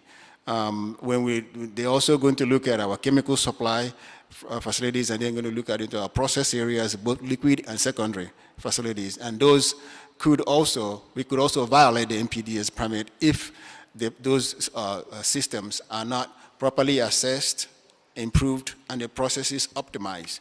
We might go into violation. So it's important that we don't. And this is the time to invest. And then all the facilities, such as the bus screens and the headworks where we had the problem started in July of 2021, they are aged, they are deteriorated, and it is time to have a managed, planned, gradual replacement of these items. And this is the kind of recommendations we want to get from this. So any of these that are not brought up to standard or not performing at the optimal level will have the potential to cause violation, either the liquid in terms of discharge of liquid to the ocean, which would trigger MPDS permit, or the air quality issue from AQMD. So it's a vital project because it will help us to operate at an optimal level, if not robust level, not only to meet the current permits, but to prepare the plant as it transforms into 100% recycled facility by the year 2035. So really the value that I see in this specific project is the risk mitigation and really identifying those vulnerabilities because we are going to face them due to climate change and our aging infrastructure in the near future. And I'm looking forward to those concept reports and recommendations. Thank you, Thank you. Commissioner. It's not just in the near future. We're already facing them now. We really need to, we really need to do something now. Thank you. Thank you, Commissioner Reyes. Dr. Davis? Yes, I wanted to ask in terms, what is the timeline in terms of the scope of work that this motion proposes to AECOM? How long will this project take? Precisely 1 year. We have to finish this work by July 22nd, 2024. Okay, in terms of the assessment that they're doing for the operation, and they're going to give us some recommendations, Is this contract new to AECOM, or was someone else doing this kind of work for us before? No, this is brand new. Okay. This is brand new. So who was doing this work for us before? It wasn't being done before in this manner. It was being done in-house. The planning has been going on for a while, but it really picked up speed after we had the incident. And that's when it really became obvious that we really needed to move forward exactly what I'm examining and it's taking right us this now long. Mhm. is in terms of this kind of strategic management is something that certainly has to be done Yes. in an organization as dynamic and multidisciplined as is the Hyperion plant. So my question is, in the past, who was doing this kind of assessment for us? And that is very helpful to understand where we are. Nobody was doing that work, or did we do it in-house? The plant is composed of process engineers, Sure, plant operators, sure, and the maintenance team. sure. And they are dedicated to ensuring that the plant is not only meeting this specified EPA and regional water board permits, but also addressing the community needs as well. So they have been doing the work. Those three teams: the process engineers, the plant operators, and the maintenance staff. They were heretofore doing that work prior to this proposal for AECOM now. I understand that currently the proposal you have before us will allow AECOM to look at these areas and be able to give us a plan and recommendation moving forward so that we will be in compliance, I guess, with all of the requests that are made for us from regulatory agencies, correct? Yes, the increasing regulatory conditions that we are getting. Exactly. Even so though for example, in terms of staffing and training, which is one of the objectives that this AECOM motion provides, correct? Yes. Staffing. So the areas of staffing before were determined in-house. We didn't have a consultant that advised us in terms of staffing for the facility before, or did we? That's largely correct. We had the budget process through which we requested personnel as we determined necessary. But the incident of July 11, 2021 is showing us that that may have been insufficient, and we need to critically look at ourselves and see where we need to prop up our activities and optimize the system. So this will give us a third eye. So this is the first time that we are being able to have a collaborator who will develop a strategic management plan for us to identify the things that we need, including staffing and training, and as well as operational and maintenance improvement strategies, correct? Yes. Okay. So obviously this is very much needed. I thought that there was Thank you. these tasks being done in a different kind of way before, but critically important this is, and certainly I support it because I think this time has certainly come. Thank you, Commissioner. Great, thank you. City Attorney? If I could just add, Commissioner Davis, and my colleague from Sanitation can also clarify, there is a capital improvement program that Hyperion and Sanitation engages in. So just wanted to clarify that these, the operation of the plant, the continued operation of the plant, the continued regulatory compliance in the plant, that's something that the plant and sanitation takes seriously and has always taken seriously. What is being proposed here is something next level of resilience because of issues that are not anticipated, which is what has come out of whether July 2021 or since.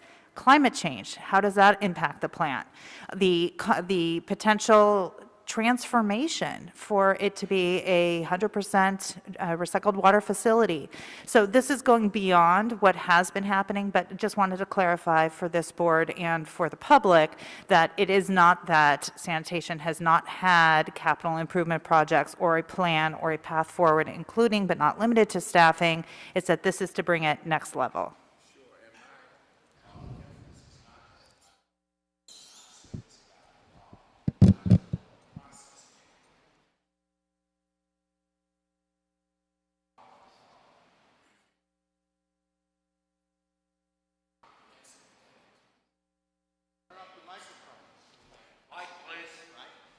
It was that, did it include a comprehensive internal and external program that will allow them to basically kind of almost triangulate between what management knows, what we have done internally, as well as some external models that if they triangulate together, it increases the fact that we can answer whatever research challenge that an organization might have. When you have that triangulation, not only from implementing a system internally, but also having an external factor that can collaborate. And the interaction between those and what management knows gives us a trifecta, a triangulation, and that gives us more of an opportunity to be more precise in our answer to research questions in a dynamic organization with this technology that we have to confront every day. So I think we do it when we bring in a company of an international status like AECOM, and again, I support it, and I'm sure that of all that I have heard over time, that we are preparing and we will continue to be very effective in being able to meet any challenges that come up for us in Hyperion moving forward. For me, and I will conclude on this, obviously consultation on staffing is critically important because there are different ideals that people have about how you run organizations, and there are different ideas about how some people, for example, in budget, think that we can run with a certain amount of staff, while on the other end, technical leaders feel differently. So, you know, the triangulation becomes critically important to get more than one idea. You know, sometimes we're running it from a budget perspective, and we need to be running it from a technological perspective. So, thank you. Thank you. Thank you, Commissioner. That I agree with the both of you that triangulation is very key, and we are very serious, and we're moving to the next level with this effort. Thank you for that. This is a really good discussion. My only question to you is, and you know, having the ad hoc committee, was this part of the recommendations that the ad hoc committee put together back when we had the report? Some of the tasks would be, but this is more like overarching to help us implement more in expedited manner all those other items. Yes, this is a resource to do that. Correct. Beautiful. So again, Commissioner Reyes, I want to make sure that we highlight this for the Bureau of Sanitation and any outgoing communication, because this is a step forward in improving our operations moving forward. And this is bringing technology to a system that, I don't want to say was antiquated, but it really needed an upgrade. Oh, yeah, it's aging. Yes. Thank you. Great. Thank you so much. Thank you. Okay, so with that said, is there a motion on the table? Before I move on to that, any objections, colleagues, concerns? Seeing none, is there a motion on the table to move item number 1 forward and forthwith? So moved. Thank you, Commissioner Reyes. Is there a second? Thank you, Dr. Davis. Dr. Campos, is a first by Commissioner Davis and a second by Dr. Davis to approve item number 1. Absolutely. We'll start the voting tabulation. We'll start with you, Madam Chair. Aye. Vice President Villegas. Aye.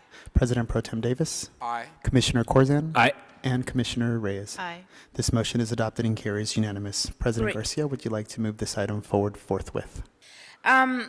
Yes, although I failed to say that I wanted to strike or designee, I want to make sure that anything that happens at Hyperion, our director, Barbara Romero, is the ultimate signed designee. So I apologize, and I don't know if I can revert that back. Give me a second. I want to make sure that anything that happens at Hyperion, that our director, Barbara Romero, is signing off on it.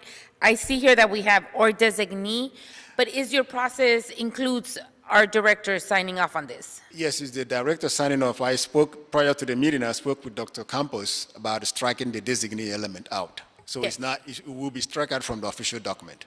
Thank you very much for You're that. I welcome. appreciate it. Sure. I have a question. Go ahead. Who would be the designee? That's the issue. We're not designating anymore. The When you say director we- will sign. When you say we, who are you talking about? I'm sorry, Commissioner? I say, when you say we are not, who is we? Oh, LSN. LSN is, Okay. The designee would be somebody designated by the director, wouldn't it be? Of course. Okay, so the designee would be coming from Barbara, if in fact there was one. Correct, but at this level, I want Barbara to make sure she's the final authority right there. She will be that. She will, but My point is, yeah. the designee comes from her. Go ahead, Dr. Campos.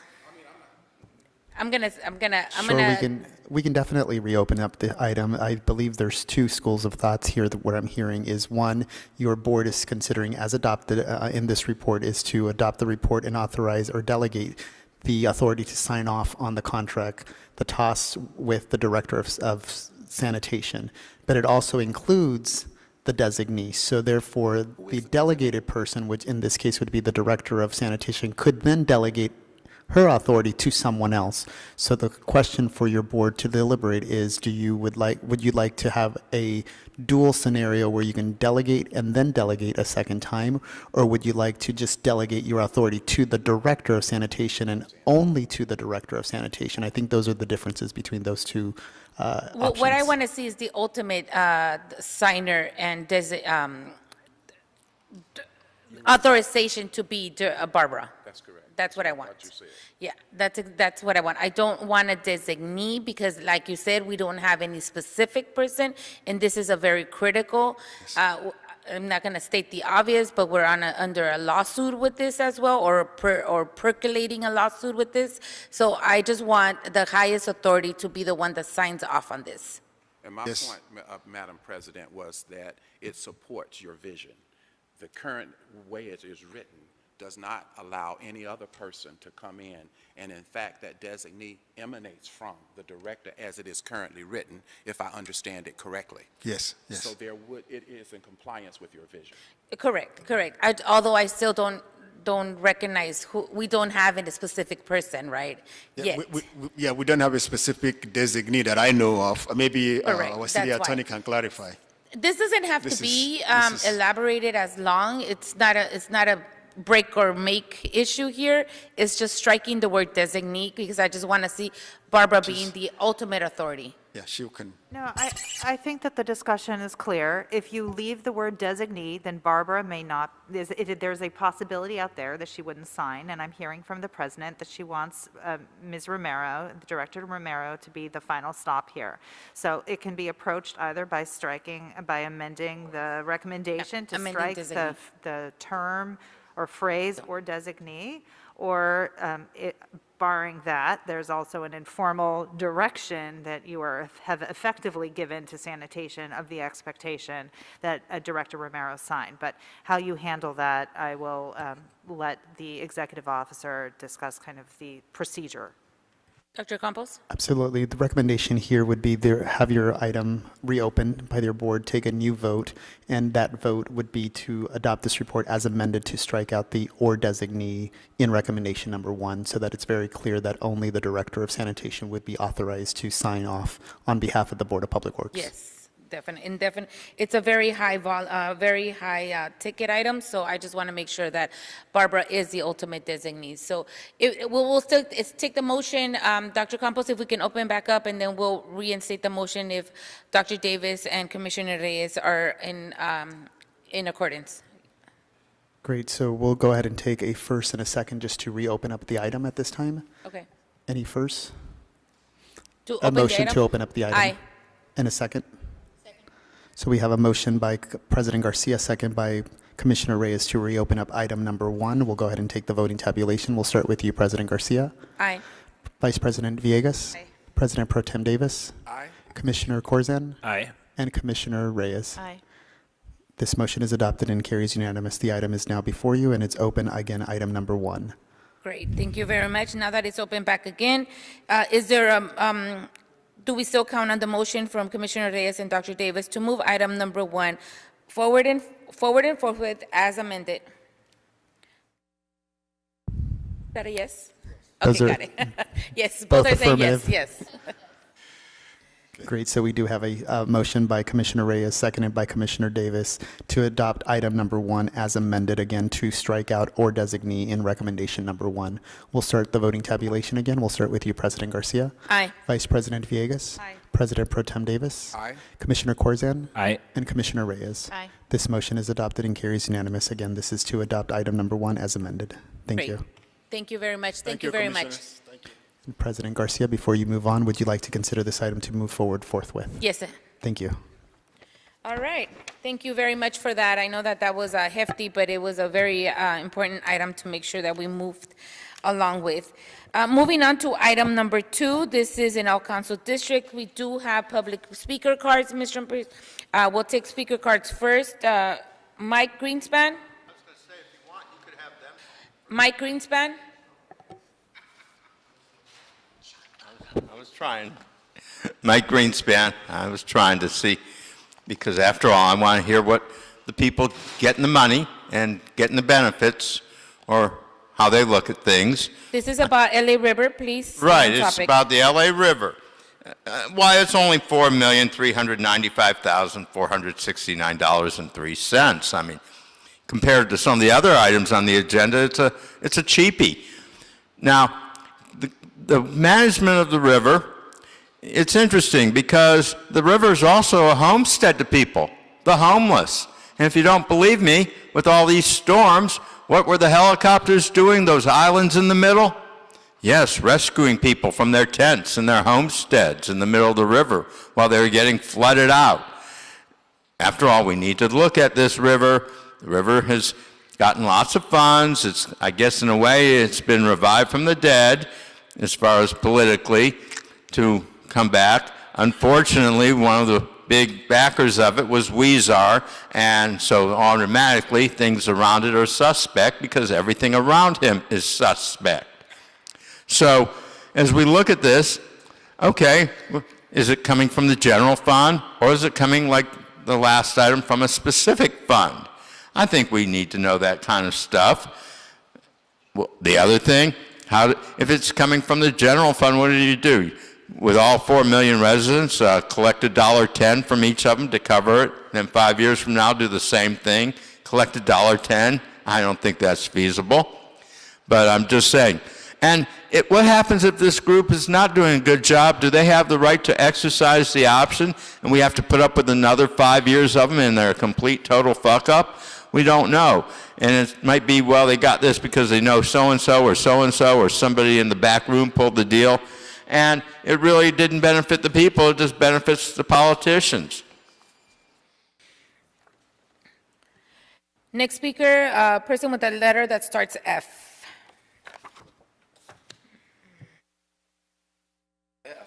F for fantastic or F for fuck the mayor? Because, again, we hear that in, well, this shouldn't include District 9 because we're not sure whether or not we have a District 9 representative. This is about the LA River. This is about the watershed. The goddamn watershed in which certain individuals in position derive personal benefit. How do they derive personal benefit? From actions and decisions made in official capacity. So that official capacity means fucking rotten, crooked, corrupted politicians make backdoor deals on watersheds on how to take a small piece of river into a large river and divert it into other watersheds. And who gets fucked? The taxpayers.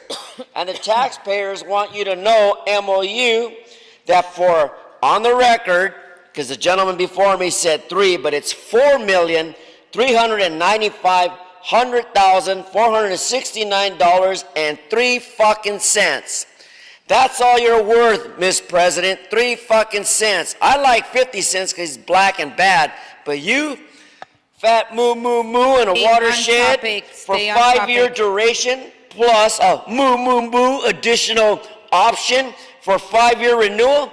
What kind of fucking bullshit is that? Bring in the army. Bring in the army that can build bridges, build infrastructure, and get shit done right. Because dealing with incompetent, incoherent shitholes, and like this one commissioner to my left, Mr. VAHD, motherfucker doesn't say a goddamn word. Is he participating or is he just fucking jerking off? Dr. Campos, do we have any other public speakers via the virtual platform? No, we do not. Great. Public comment for item number 2 is now officially closed.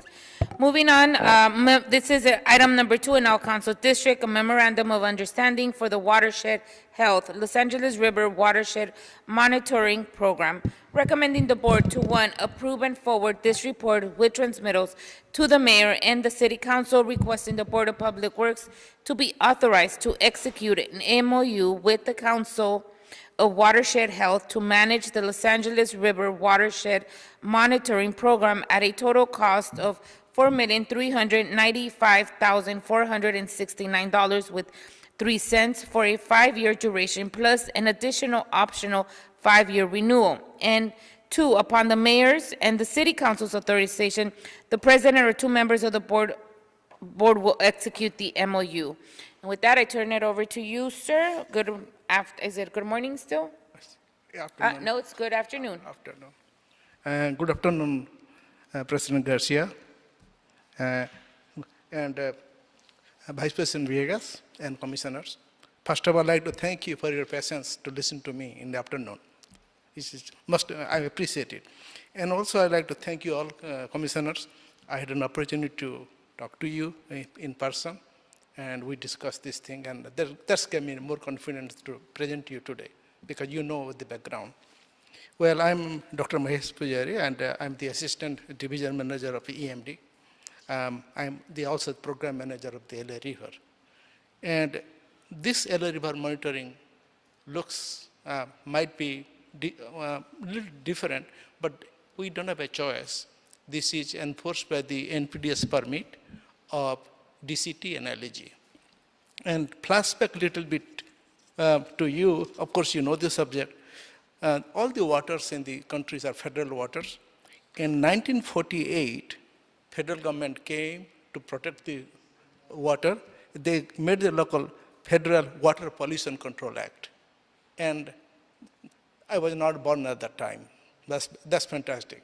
And that program did not yield a lot of information really.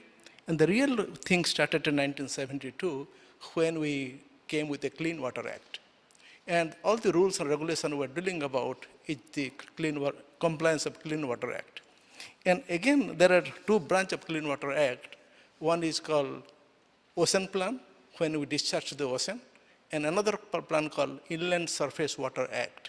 So when we discharge to the river or a lake or in the country, and it's not going to ocean, we have to comply with the Inland Surface Water Act.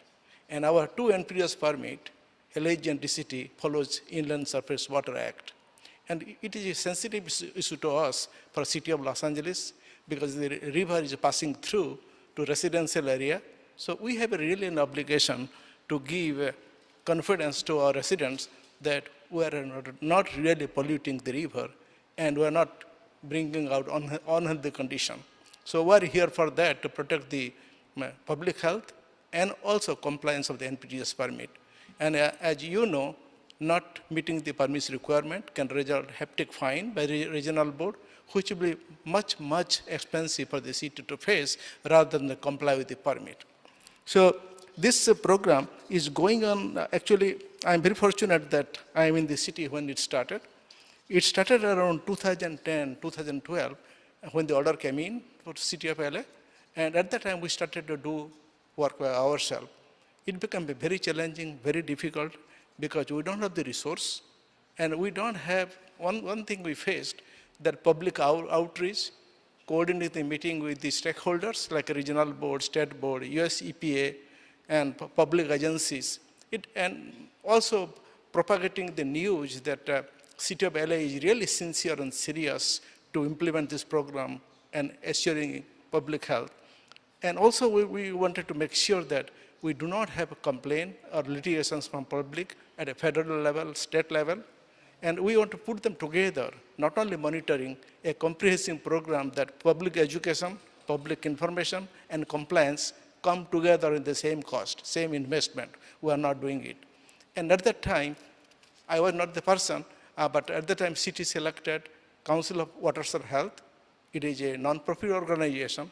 They have equipped with scientists, and they have ability to public outreach. They have to make meeting. In fact, this September 19th, they are having a watershed symposium, inviting all the public agencies. We are going to present what we have done for the last 5 years to get public support, public confidence that City of LA is really prioritizing public health as number one priority besides the monitoring. So saying all these things, since it is supported by our NPDES permits, this is not impacting the general fund. Everything comes from the SCMO funding, sewer construction fund. So funding is not an issue. And before I came to the board, I think it has gone to extensive review by LA Sanitation. Actually, our director, Barbara Romero, she has signed up on this. And it also, sanitation will appreciate hard work of our city attorney's office. They also reviewed it thoroughly. They worked with me for at least several months to make it final. So I'm very happy that there is no problem at any end for the regulatory compliance. And the CWH, Council of Water Health, they actually help us to answer this question for the public, not for the NPDES permit. What is the condition of the river? It was better before or getting worse after we were discharging to the LA River for DCT and LAG. Another condition is that we like to draw a comparison. Last year back, what was this LA River's condition and habitat, and what is happening now? Our city is discharging because we are discharging wastewater. Third condition is that, it is a sensitive issue for the residents. They have a kayaking, they are swimming. So we have to assure them that when they are kayaking in the LA River, they are not compromising their health. And people are catching fish and eating, and we like to make sure that when people catch fish and eat, they are not taking pollution and for their body. And this all we do through NPDES permitting. And regional board and state board also wants to have a report from us, annual report, what we have done and are we in compliant.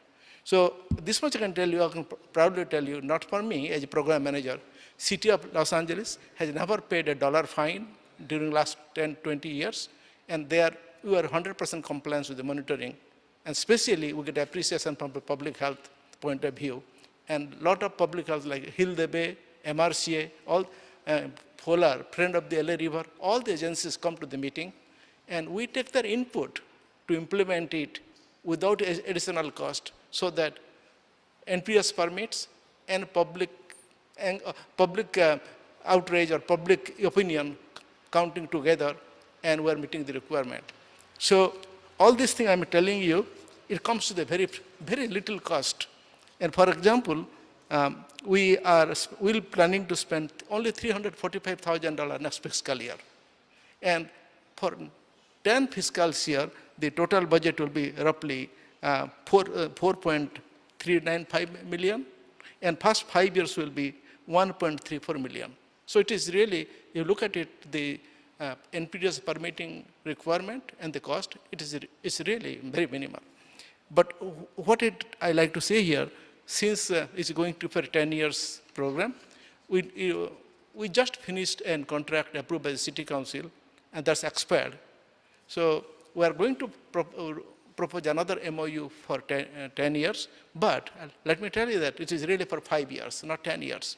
So I am presenting to the board today, requesting for 5 years of approval, and after 5 years, we are putting a renewal clause to come here, just because going to the City Council horrendous time is not important, but not meeting the permit requirement, if there is a gap, city will be penalized much more. So board has full power not to approve it after another 5 years. If I'll be there or if I retire, somebody will be there or here, but we are requesting now 5 years and keeping a renewal option for another 5 years. I think this is a great program, and City of LA benefits out of it a lot. Thank you, Mr. Pujaria, for your thorough report there. Let me ask questions here for my colleagues. Any questions, colleagues? Vice President Villegas has her light on. VP? Thank you. Thanks. And just for the record here, before us is a contract for the Council for Watershed Health, and they've been doing this work with the city since 2008, and we're being asked to extend it for 5 years, and LASAN is before us asking for a 5-year contract with an additional option for a 5-year renewal. So that'll be a total of 25 years or 20 years, just for the public's, education. And, we did not go out to bid on this item because this contractor, who I very well know, the Council for Watershed Health, and I like their work, and they're very reputable. I don't have anything against the contractor. My concern was just that we did not go out to bid. We are extending their work, their contract for another 5 years, and with the option of coming back to this board for an additional 5 years. And as our responsibility, it is to inform the public of what's before us, and I just wanted to make that clear. Well, we are having periodic meeting. Did you ask me the question? I'm sorry. No, it was a comment. Okay, thank you. Yeah. Thank you. It was a comment. Thank Thank you. Yeah, it was just a comment, just to be able to make it clear for the public that that's what's before us. But I will ask you a question, and you Sure. can just put it on for the record. Why was this not, gone out to bid instead of, why did you take this path instead of going out to bid? Because this board has approved other contracts for monitoring work at some of our other watersheds, and we use our on-call consultants list. Yeah, that's a very good question. I'll answer that. It is a public outreach, scientific knowledge, scientific interpretation of data, and also compliance to the regional board and state board. So it is hard to find an agency equipped with all this category. The only another agency I think of is SCORM, Southern California Coastal Water Project. We are giving them a lot of funding for other related work, and they are scientists. They do the work. But another side of this is public outreach, coordinating meeting, working with all these public entities who are always concerned of the activity of City of Los Angeles. And what we have noticed and observed, actually as a program manager for the last several years, that we have no complaint, no litigation, fully compliance of the permit, and it is a win-win situation for sanitation with this spending the money. So LA Sanitation really, not me, I'm representing LA Sanitation. Our sanitation director, CFO financial officer, and all our sanitation executive, they think this is the best approach, and why fix things when it's not bad and everything. So they're doing a good job, and they work with us, and I take the responsibility really. So anytime they send us a quarterly bill, I meticulously review whether they're performing the duties, what is in the MOU. And whenever I am satisfied, I forward it for payment. So, and if I'm not satisfied also, I ask them question, and I'll work through. So this is the way that it is a good program for the city, and we're really satisfied. Otherwise, we will not have a courage to ask for 10 years. Okay, I thank you for that, answering that question. We have received other contracts before us where they do go out to bid for this type of work, so that's why I was asking. Thank you. Yeah. Very well. Thank you, Vice President Villegas. Dr. Davis? So this company has done the river before. They're currently. Oh, yeah. Yeah, and how many years have they done it before? Well, for us, they have been starting since 2010, 2011. At that time, we didn't have a contract with them. They were just helping out. And our MOU went 10 years back, 2012. This is the first 5-year cycle that they've completed? No, they completed already 10 years. They've done 10 years 10 in years. the past. 10 years. And so we want to give them an additional 10 years. Yes, but 5 years at the time. Are there a lot of other vendors that, on the on-call list that can do this work, or is this? None. There are not many I am not others? aware of. This is the premier Yeah, because, prime contractor that does yeah, this work. because it's a combination of public outreach and science.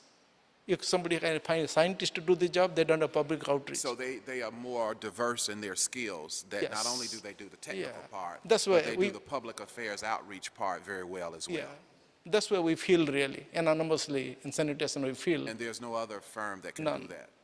because we need to have permit compliance, public outreach, able to coordinate meeting, able to write the report, able to produce a conference. So all is a one package, and we appreciate what they do for us.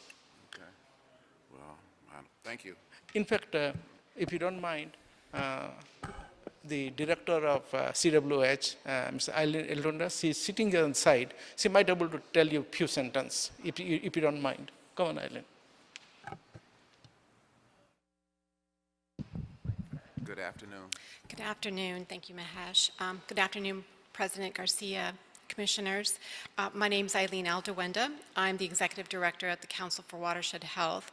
And I have our staff scientist, Belle Zhang, and Gianna Nguyen, one of our summer interns, here with me today. And we have our senior scientist, Ureli Sanchez, who has led the LA River Monitoring Program. She wasn't able to attend, but is listening in. Thank you for the opportunity to share a few achievements of the LA River Watershed Monitoring Program over the past 15 years. We refer to it as LARWAMP affectionately, so I'll use that acronym here. We've monitored over 150 sites throughout the watershed, evaluating 32 constituents of interest. Through LARWAMP's extensive data collection efforts, we have gained valuable insights into the overall water quality and stream health in our region. Each summer, our internship program provides opportunities to college students to gain hands-on experience in environmental monitoring and public outreach and education activities. To date, we have provided internship opportunities for over 15 young professionals from local colleges and universities. In addition to the monitoring efforts, LARWAMP engages interested parties in shaping program objectives. Each year, we convene approximately 40 interested parties from agencies and other nonprofits, community members, to discuss monitoring strategies, address needs, and explore LARWAMP data, how LARWAMP data can be effectively utilized to improve and assess management activities. This approach ensures that the program remains responsive to the diverse perspectives and priorities of our watershed and our communities. Some specific examples of how LARWAMP data is being put to use in various projects and initiatives includes the California Department of Fish and Wildlife using data to comprehend the constraints and opportunities for fish passage in the LA River. LA Sanitation and Environment has leveraged LARWAMP data to assess biodiversity within the city of Los Angeles, and UCLA's eDNA project has also utilized LARWAMP data to study biodiversity along the LA River. LARWAMP data provides critical baseline information for planning and designing projects along the river. For instance, it has been instrumental in guiding the development initiatives like G2 and Urban Orchard, ensuring that these projects align with all of our long-term environmental goals. Through LARWAMP's comprehensive monitoring efforts, education programs, and collaborative partnerships, we have made significant strides towards understanding the health of our watershed and how it is changing. We'll present these findings and analysis, engage and educate communities, agencies, other NGOs about projects and efforts and the health of our changing watershed at our upcoming State of the Watershed Symposium this September 19th. We invite you all to attend. We'll make sure you have the save the date soon. And we remain committed and look forward to continuing our work in close collaboration and partnership with LA Sanitation and Environment and the City of LA. And I thank you for your support. And one way that we help do education and engagement is through our annual Landscaping Lightly calendar. And so I have copies of those for you. We'll kind of go ahead and give those to the executive officer. Thank you again. Thank you.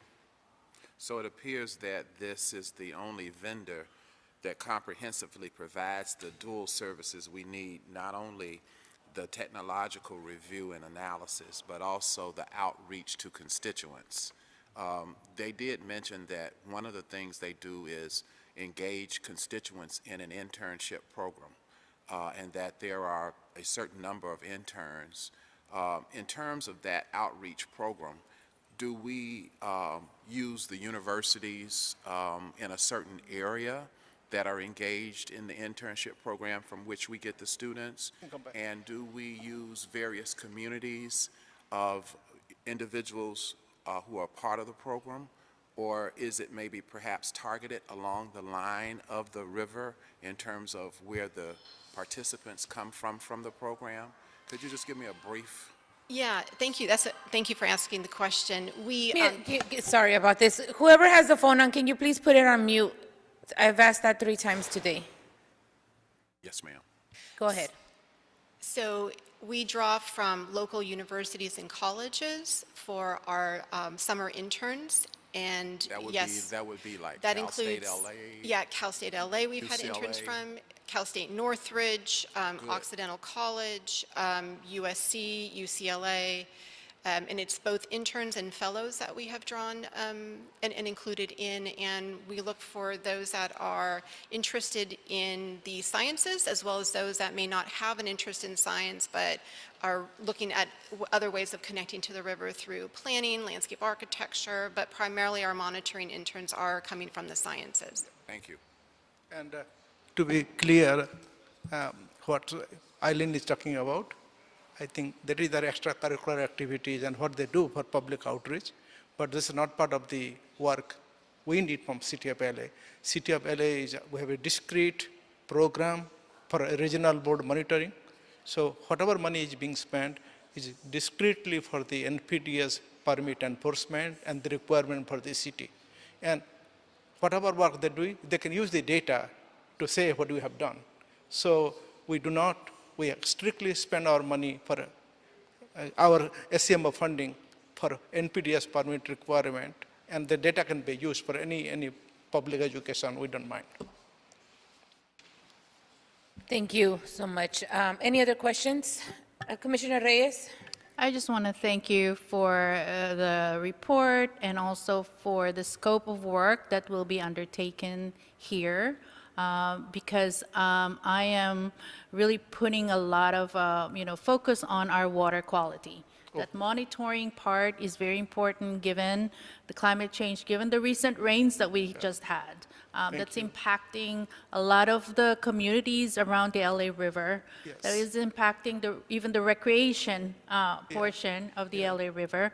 This is a huge undertaking, and also in coordinating with 7 to 10 agencies is a huge effort. So thank you for that, and we are really looking forward to the annual report and most especially the summit. I think that will be important for the education and awareness of the Angelenos as to why it is important for the LA River to have its water quality monitored, periodically, and also ensuring that all those requirements are being met. So thank you for this. I'll have a 1 cent because it is our pride, not my pride. Before coming to city, I was a professor in USC Med School. And before then, I was a scientist at London. So when I came to my job here, I think you're my friends. I'm just see that what we work together, what do we get.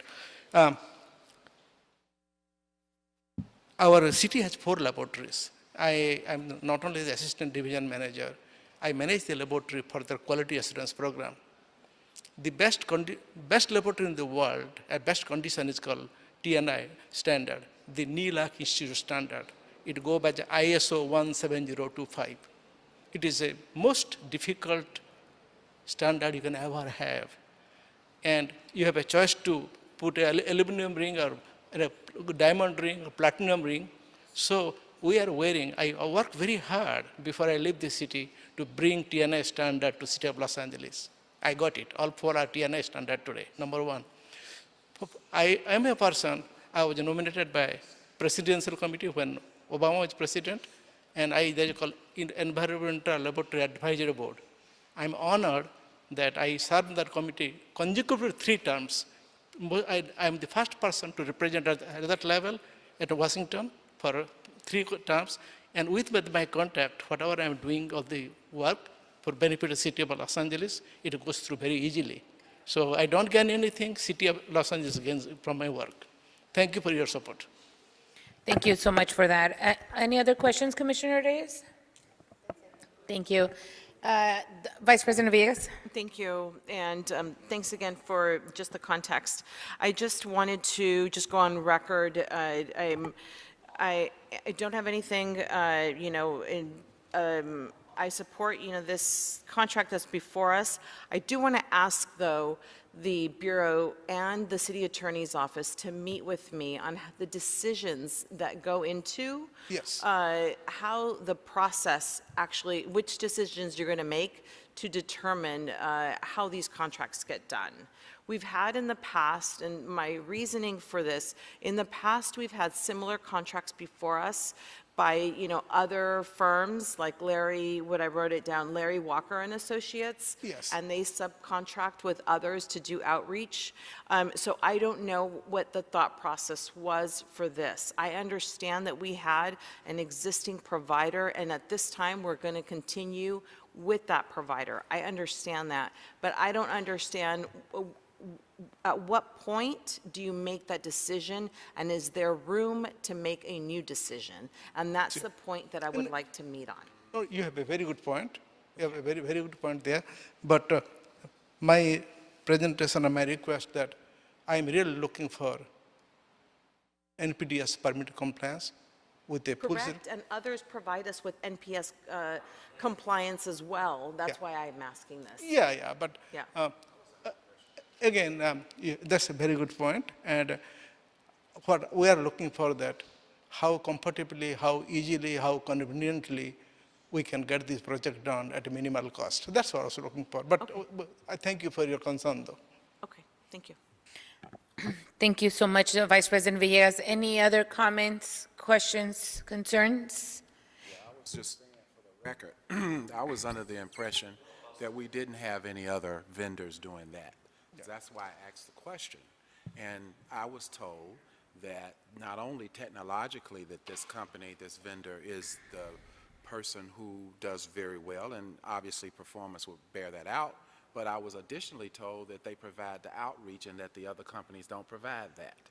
So They do everything in-house, yeah. Right. And they provide internships. right, and, Yeah. and the outreach. So Yeah. that is why they have continued to get the contract. Because Correct, of since that. 2008. Right. So my point here is, it is important if those are the tasks being required for the job, that if in fact we begin to look at other companies, not only do they have to be on the list, they would have to provide that other service too, unless we would split up the tasks or the task to only do the technical part and then have a subcontractor to do the other part. So that seems to be, based upon the testimony before the board today, the reason why it is important to allow them to continue. Very well. That was a very fruitful discussion. Vice President Villegas? No, I don't have any. Okay. Anything else, Dr. Davis? Got it. Commissioner Corson, I see your light on. I think if this was a, not a 501c3, but a private contractor, the conversation around the table would be, why 5 years, and should we have a shorter length? And we haven't had that conversation yet. I'm not opposed to the 5 years. I just feel we sometimes skip the conversation when it comes to a 501c3 on the contract length, especially as Vice President Villegas pointed out earlier, this would be a 20-year contract when it's done. Thank you for that, Commissioner Corson. Any other questions, comments, or concerns? Hearing none, is there a motion on the table? I'll move it, I'll move it. It's fine, I'll move it, I'll move it. Thank you, Vice President Villegas. Is there a second? I second. Thank you, Commissioner Reyes. Dr. Campos, there's a first by VP Villegas and a second by Commissioner Reyes to move item number 2 forward and forthwith. Absolutely. Let's start the voting tabulation. We'll start with you, President Garcia. Aye. Vice President Villegas. Aye. President Pro Tem Davis. Aye. Commissioner Corzan. Aye. And Commissioner Reyes. Aye. This motion is adopted and carries unanimous. Thank you. Thank you very much for that. Thank you, Commissioners. You are great. Thank you. Great, very well. Thank you. Moving on, thank you so much, Mr. Pachari, and have a good rest of the afternoon, and I'm glad this was done before the year ended. Thank you so much. Thank Got you. it. All right, moving on to item number 3. This is a request from the Bureau of Street Services. We do have a couple speaker cards on item number 3. I'm going to ask that no noise be made while we're deliberating and while we're talking. This is your first and only warning. Next time, I'm going to ask you to leave.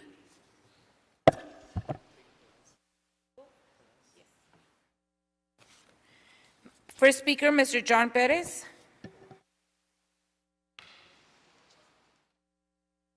Thank you. Thank you for having me quickly because I got a call coming in.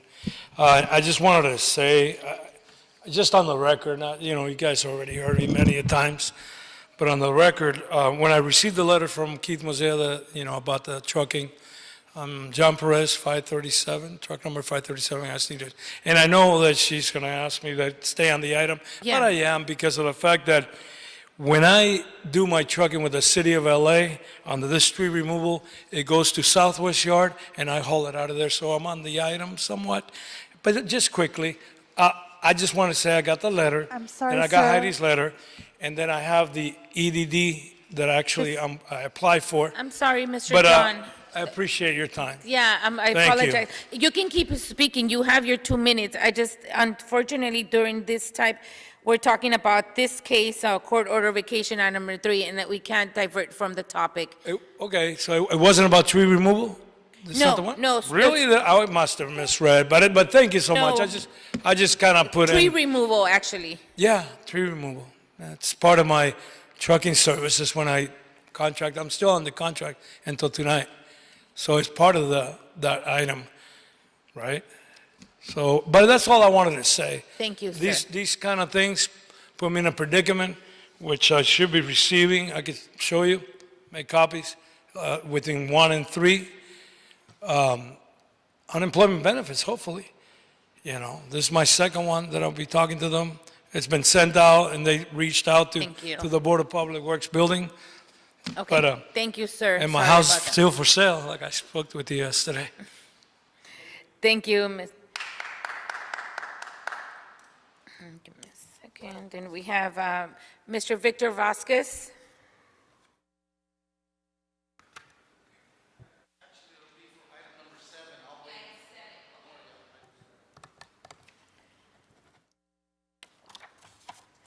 Mike Greenspan. Yes, Mike Greenspan. I always have heard in order to cut down a tree, you had to get approval from the Board of Public Works. Obviously, the majority of Angelenos do not know that. I say that because I see trees get cut down all the time. I don't go to them and ask, hey, did that get approved by the Board of Public Works? Of course, sometimes it can backfire, such as this item was to vacate and set aside the tree removal permit approved by the Board of Public Works on September 13th, 2019 for 11472 West Laurel Crest Drive. That's in Council District 4, Nithya Raman Noodles District. At the time that it was approved, it was the other council member, David Rue. So could the neighbors not get along with this property owner? Could something have not been worked out that maybe it could have been prevented, or maybe limited tree removal permit? Did you jump the gun? Or should I say, did your previous board jump the gun on this? Somebody went to court. Somebody took the city to court and won. So this thing could be a nuisance. It could be in the way of things. It could even be choking off their water pipes, the water that supplies through the house, because eventually trees have roots that go find the the pipe and choke it. Kind of like that John Denver movie where he had all those nice trees. He was on concert, and the wife had to cut them all down because those water. Hey, go outside and go down the street. You'll see big old roots. Why aren't they removing them? Thank you. 2 minutes. Next speaker starts with the letter F. It means fuck the mayor. And the reason behind that, because Raman Ninthya of CD4, the executioner from Rue, number 20 STCP for the record 03910 case versus SHR equals associates. And the reason behind this, because the selfish assholes of the tree removal, I got a call from the tree, and the tree said, "Please don't take me out. I want to provide shade." And it was translated in this language. Los árboles nativos grandes reducen el consumo de energía en casa cuando se plantan en los lados oeste y sur de su hogar. So, meaning in plain English, if you fucking white niggers keep taking out our fucking grown trees and not prune them, not do root pruning, guess what? They create a problem. They interrupt services. But there is a double sword in this shit. A tree provides you shade, and then at the same time, a tree provides you coverage from the sun. Now, whether you like it or not, it also tunnels in air. So, as to my understanding, to vacate and set aside a tree removal permit, why don't you fucking just leave the fucking trees alone and work around them? What's so hard about it? You know, even the fat president can't walk around a tree because she has to go in circles to get around them. But who's to understand that? Save our fucking trees on CD4, Ninthya, anorexic. Dr. Campos, do we have any public comments via the virtual platform? No, we do not. Public comment for item number 3 is now officially closed.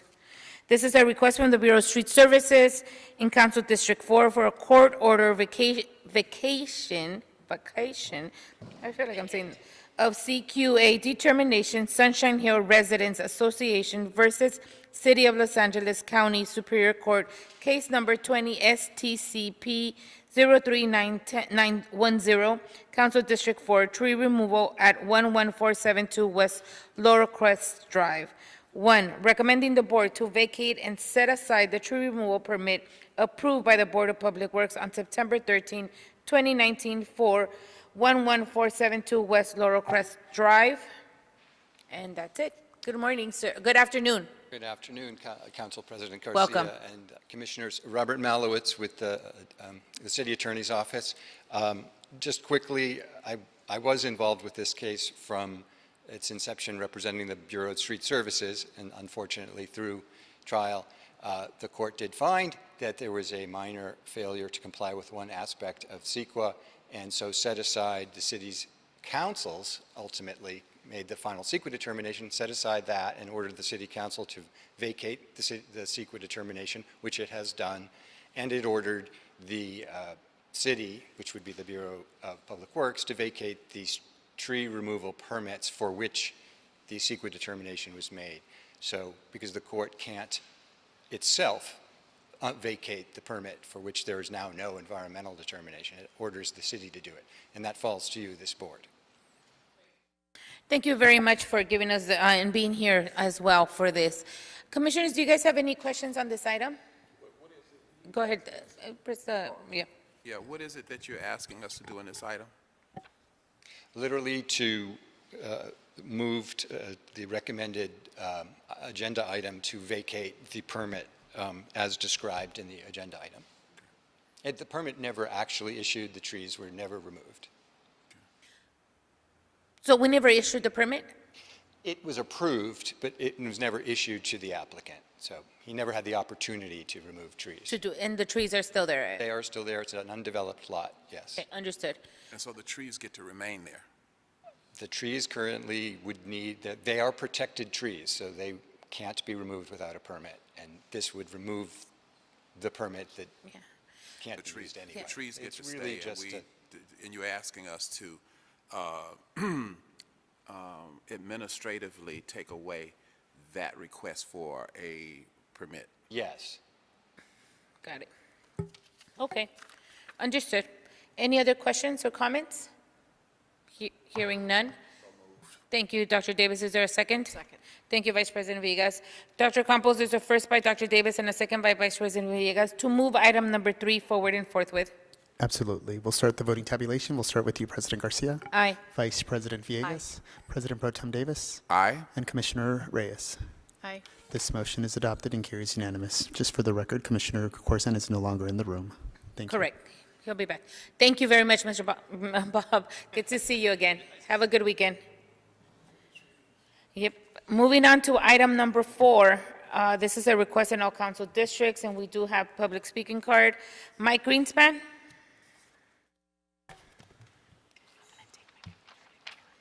Mike Greenspan?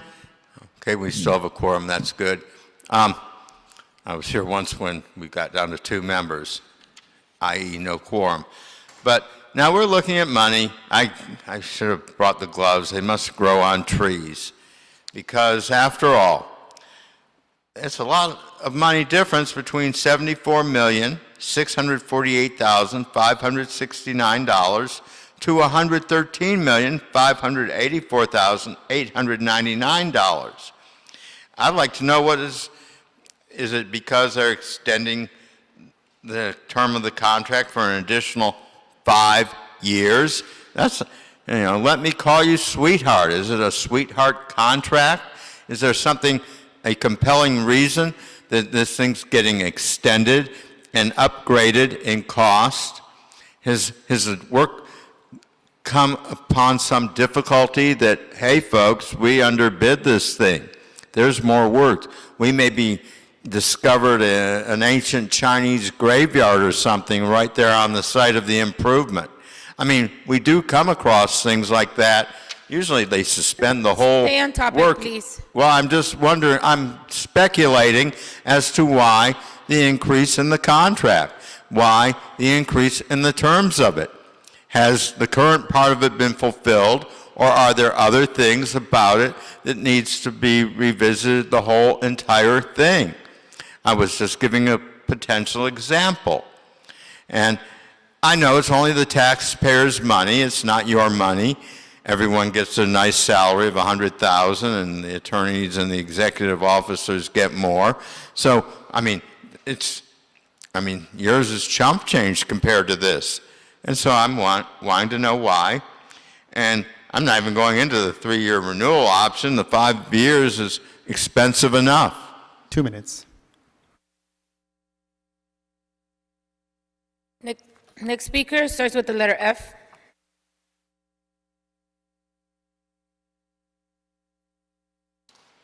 It stands for fuck the mayor.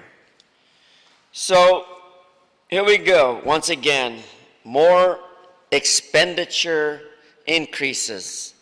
And the reason it's to derive personal benefits which cause and create a conflict of interest, right?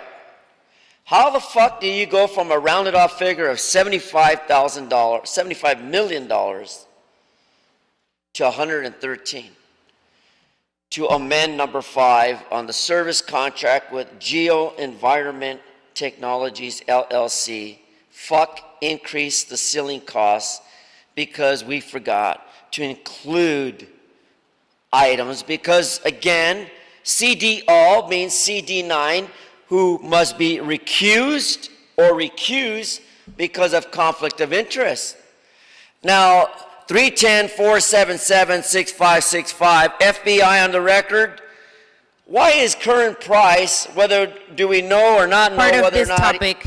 Stay on topic. It is a topic. Stay on topic. The topic deals with additional 5 years within one or 3-year renewal options. So that is an increase to derive personal benefit because this nigger's not here to represent CD9. And what about CD6? That person's coming in, it says CD all. Who represents CD6? That other fat wetback bitch is out. So there is a personal interest from we, the public, to engage in this practice and pattern that you've created conflicts. And we want this increase of personal benefit to cease and desist. Because again, upon the mayor's fucking city council authorization, the fucking president's 2 minutes. Dr. Campos, do we have any virtual comments, public comments? No one has their hand raised in the Zoom application. I can just call it really quick. The Board of Public Works is now considering item number 4. If you're a member of the general public joining us through the Zoom application, if you can please raise your hand by pressing *9 or click the raise hand icon if you'd like to speak on item number 4. President Garcia, no hands are raised. Public comments now officially closed for item number 4. This is a request in all council districts, amendment number 5 and budget increase to the Geoenvironmental Technologies LLC. Recommending the board to authorize the Director of the Bureau of Sanitation to 1, approve and forward this report with transmittals to the mayor and the city council with the request that the Board of Public Works be authorized to execute amendment number 5 to personal services contract with the Geoenvironmental Technologies LLC to increase the ceiling cost from $74,648,569 to $113,584,899 and extend the term of the contract for an additional 5 years with 1-year, 3-year renewal option. And 2, upon the mayor's and city council's authorization, the president or 2 members of the board will execute the amendment. And with that, we have Mr. Tran this afternoon. Good afternoon, sir. Welcome. Good afternoon, President Garcia, Board Commissioner, City Attorney Office, and Executive Officer. My name is Alan Tran. I am with LA Sanitation and Environment. Today, I'm going to present amendment number 5 for Geoenvironment Technology. Terminal Island Renewable Energy project is one of the beneficial use option in the city biosolid program. It was initiated operation in July 2008 upon approval by EPA as a demonstration project with the full-scale operation. The operation facility is located inside the Terminal Island plant. Currently, we process approximately 16% of the total biosolid production from both Hyperion and Terminal Island plant. Basically, we haul the biosolid from Hyperion to Terminal Island, and we mix with Terminal Island biosolid and HPE, that's a high-pressure effluent, and we inject the material into deep subsurface formation at the depth of 5,000 feet. Under the natural condition of the high temperature and the pressure existing below the Earth's surface, the organic compound of the biosolid is degraded, and over time, potentially, methane gas would be generated. The cost of the operation is about $3.5 million to $4 million per year. Recently, EPA just approved the 3rd permit for the city to continue the biosolid injection. And the permit was effective on August 2022, and the permit is for a 10-year period. So Geoenvironment Technology, formerly named Terralock, was awarded a contract with the city through an RFP process. The current contract will expire on November 15 this year, 2023. So here are the justification for amending the current contract. The extension will allow the city to continue the biosolids injection until the new permit expires in 2032. This project provides a local beneficial use site and flexible operation under the city control for the city biosolid program. It is a great option for the city to have, especially during the emergency situation, such as weather inclement, road closure, or the treatment operation issue, that we have to divert the biosolid from the other side to this site. And in addition, this project provides a cost saving by reducing in energy usage and chemical usage at Terminal Island. Furthermore, the benefit of this operation include the reduction of the gas emission resulting from the reduced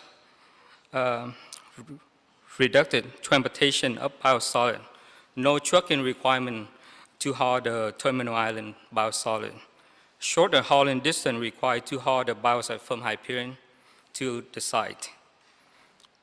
In the consideration of the geo-environment expertise and experience in the deep well injection technology, and to ensure the city compliant with the EPA regulation, geo-environment is the value asset to the city for this specialized nature of the operation. Therefore, we recommend to amend the contract instead of issuing an RP. So we are here to request the Board of Public Works approval to extend the term of the contract for additional 5 years with 1 3-year renewal option, and to increase the ceiling cost of the contract from $74.6 million to $113.5 million. That's increased by $38.9 million for 8 years. The funding of the contract will come from the Sewer Construction, Maintenance, and Operation Special Fund. Therefore, there is no impact on the general fund. And that concludes my report. Thank you so much for your consideration. Thank you, Mr. Tran, for being here still and for giving us your thorough report there. Any questions, colleagues? Vice President Villegas? Just thank you for your report. Just a quick question. This extension for 5 years with another 1 year, with another 1 3-year renewal, what will the total time of this contract be if the extension goes through? The total years for this contract will be, it started from 2006, and now it's going to be in 2031. So it's about 25 years. Yeah. Okay. And so then, again, if you can just, for the public's edification, reasoning to go this route? Is that a comment? It's a question. Oh. It's a question. Yeah. Can you repeat the question? What is the reasoning to go this route instead of putting it out to bid? Okay. For your record, this project is the first and the only one in the nation. And this is still a demonstration project and oversight by EPA. And geo-environment is has well expertise and experience in this technology. And they ensure us to comply with the EPA regulation. So with that saying, that they are the valuable asset to the city for this specialized project.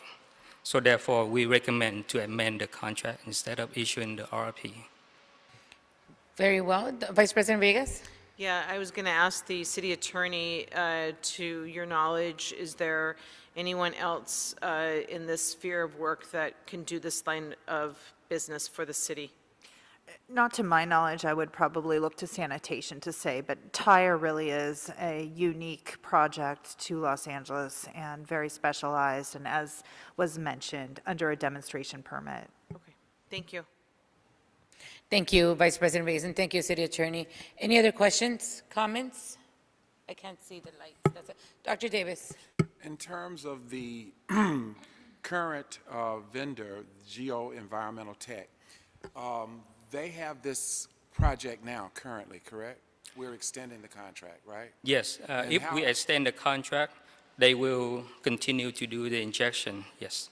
How long have they done it before? How long have they done It's it? since the operation started 2008, 2008. yes. Okay. So they've had 2 other contracts before? No, Just one? just one. And they are the one who submit the proposal for this technology back in the Back in 2008. 2008 RP process. That's when we began to initiate the work. Yes. Correct. Actually, the contract executed in 2006, but we do have to do the construction for the facility. So I it see. take over So it a took year. us 2 years of construction Yeah, work. but and the then- operation started in July 2008. Thank you. Thank you, Mr. Tran and Dr. Davis. Any other questions, comments? Commissioner Reyes.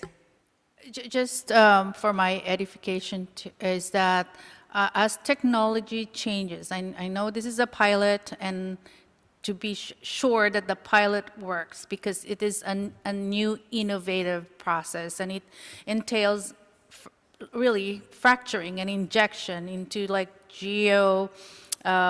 geological, formations in like 5,000 feet down, right?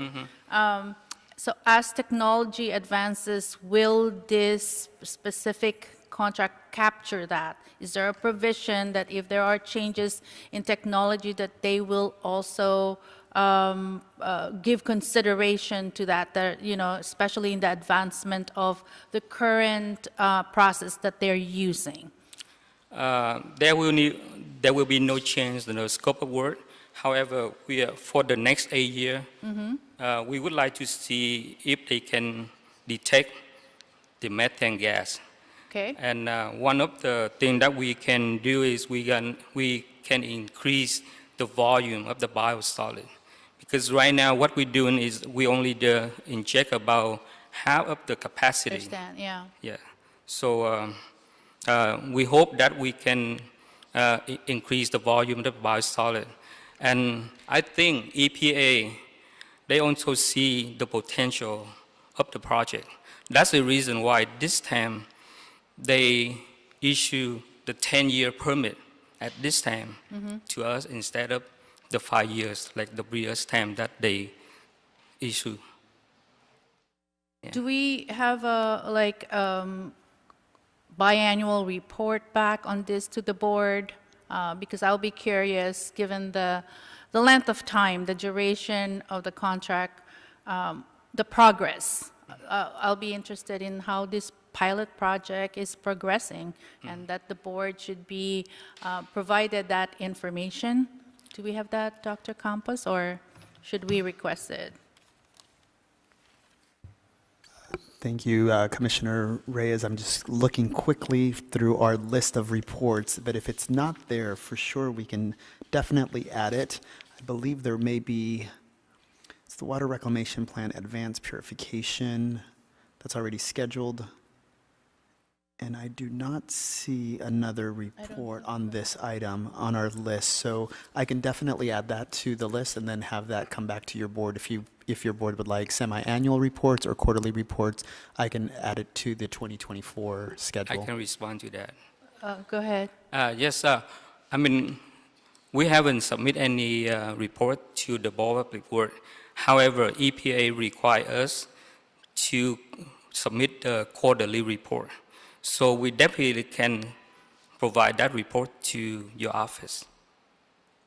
Is that If acceptable? it makes sense, it would make sense to do it quarterly, given that you submit, so maybe after what you submit, it can come to us. But I'm also open to semi-annual. Yeah, me too. Semi-annual, let's do I think the semi-annual. semi-annual will be good because it's a pilot project. Yeah. So, We can request that from the contractor to prepare the semi-annual report. perfect. Yes. Thank you so much. You're welcome. Thank you. Thank you. Very well.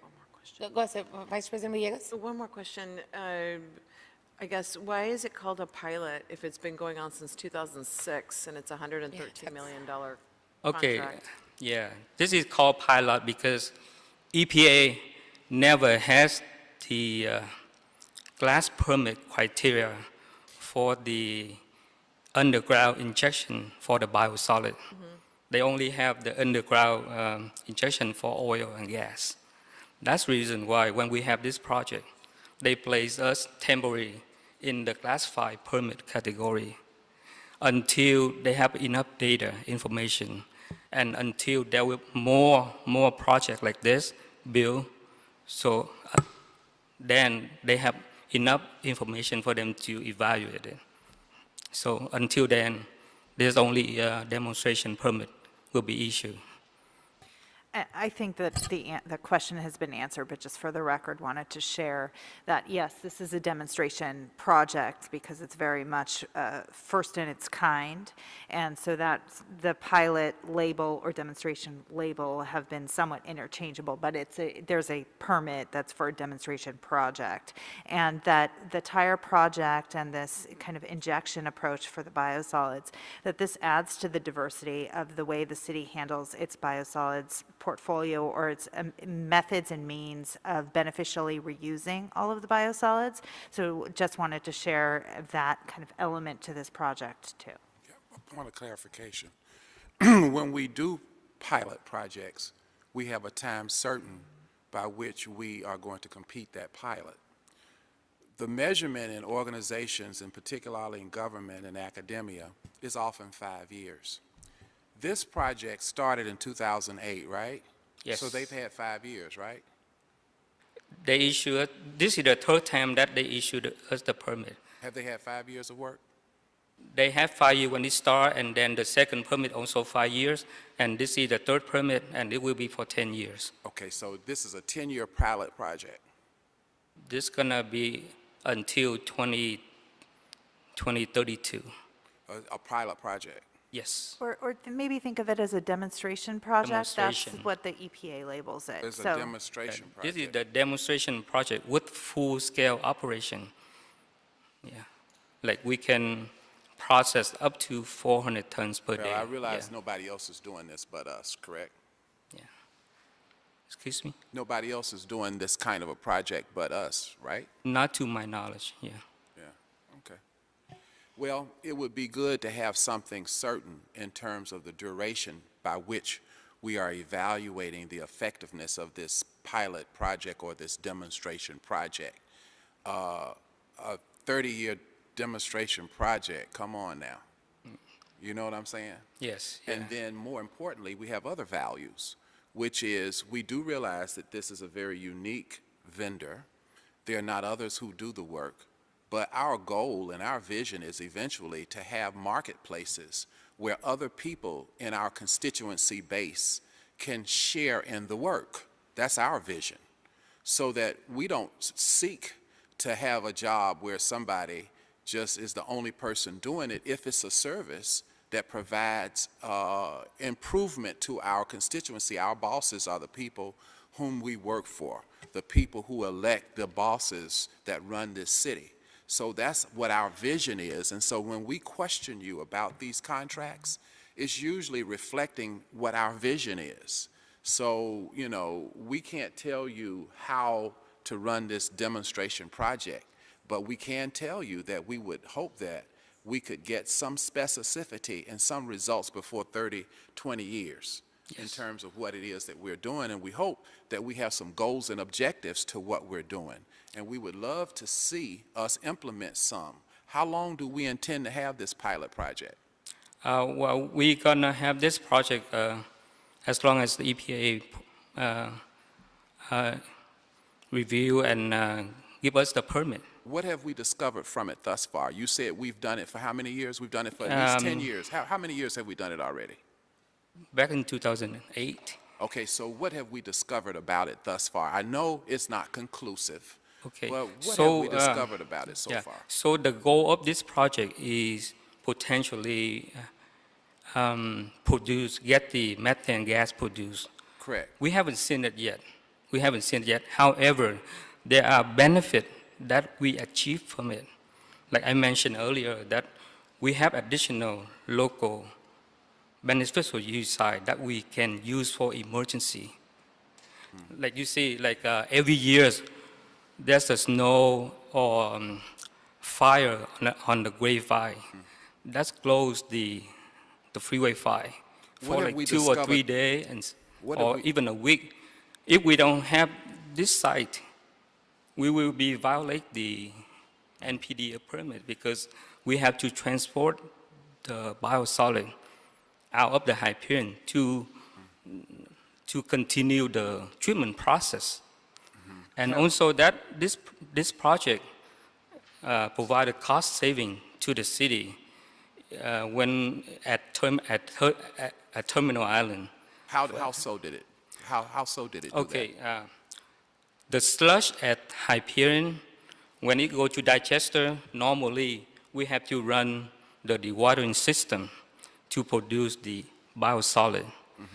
So with this project, the sludge go into digester, it stopped there.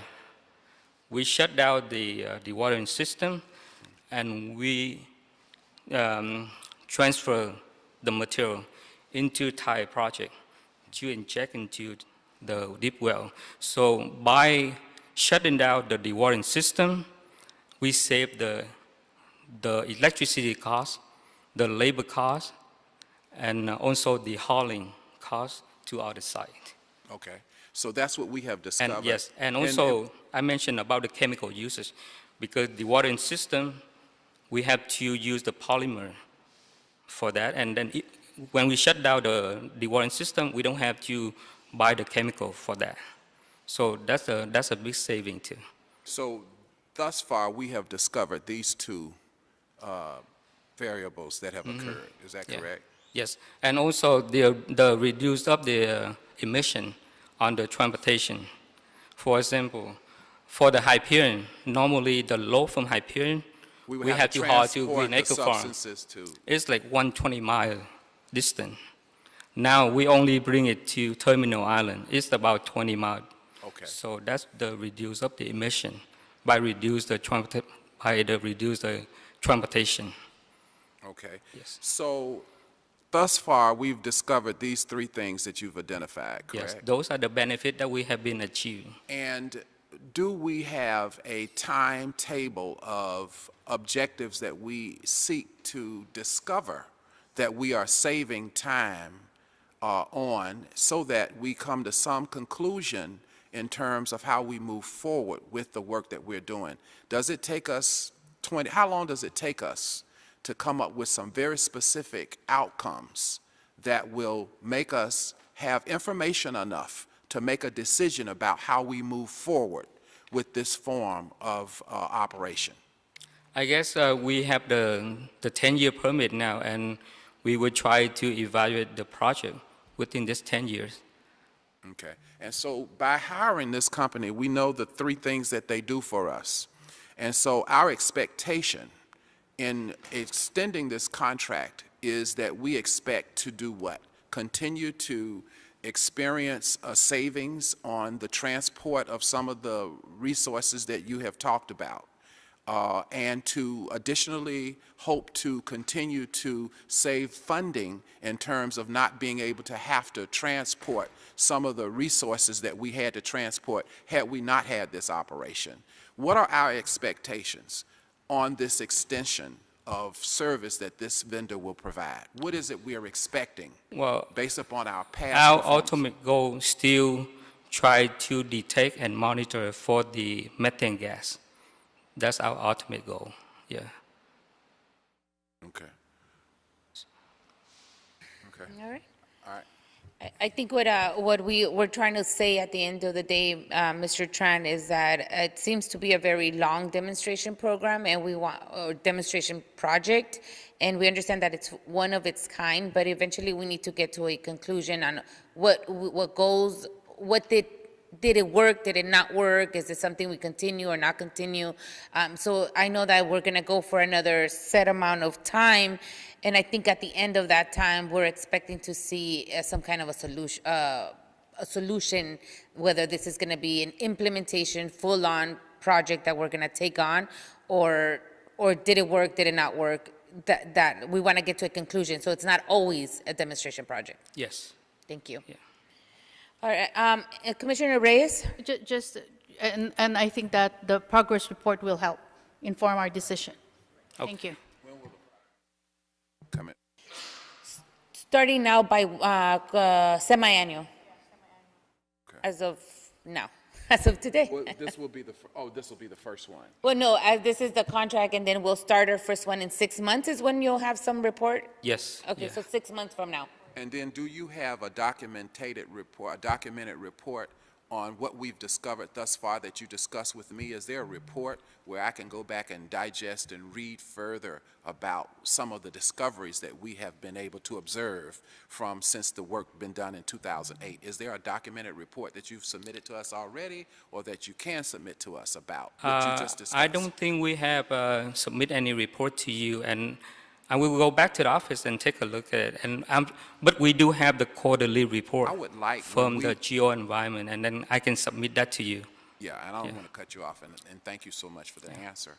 But when we continue to do these renewals, give me some results and some observations about what we discovered for the work we've already paid for. So here you're coming to ask us to extend it, and I don't have any documentation on the work that was already completed. You've discussed it with me verbally, but could you give me a report on it equally so that I can go back and read it again? Because I may have some further inquiry or some further recommendations with regard to how we can best make decisions moving forward to discuss with you. Yes, I will. Yeah. Thank you so much, Dr. Davis, for that as well. Any other questions, comments, or concerns? Dr. Campos? Just a quick friendly amendment to the report. Item number 4 starts off with authorizing the Director and General Manager of the LA Sanitation and Environment, LA SAN, to approve and forward this report, and then upon the Mayor and City Council to authorize the President. Would like to make a friendly amendment to strike out the first sentence authorizing the Director. It's not the Director that authorizes and approves the contract, it is your board. So we would like to remove and strike out that first sentence. It's also contradicting 1 and 2, so definitely. We're going to strike your authorized to direct the Bureau of Sanitation? Yes. Got it. Amendment. That is the amendment for this item. Any other questions, comments, or concerns, colleagues? Seeing none, is there a motion on the table to move item number 4 forward and forthwith as amended? So moved. Thank you, Vice President Villegas. Is there a second?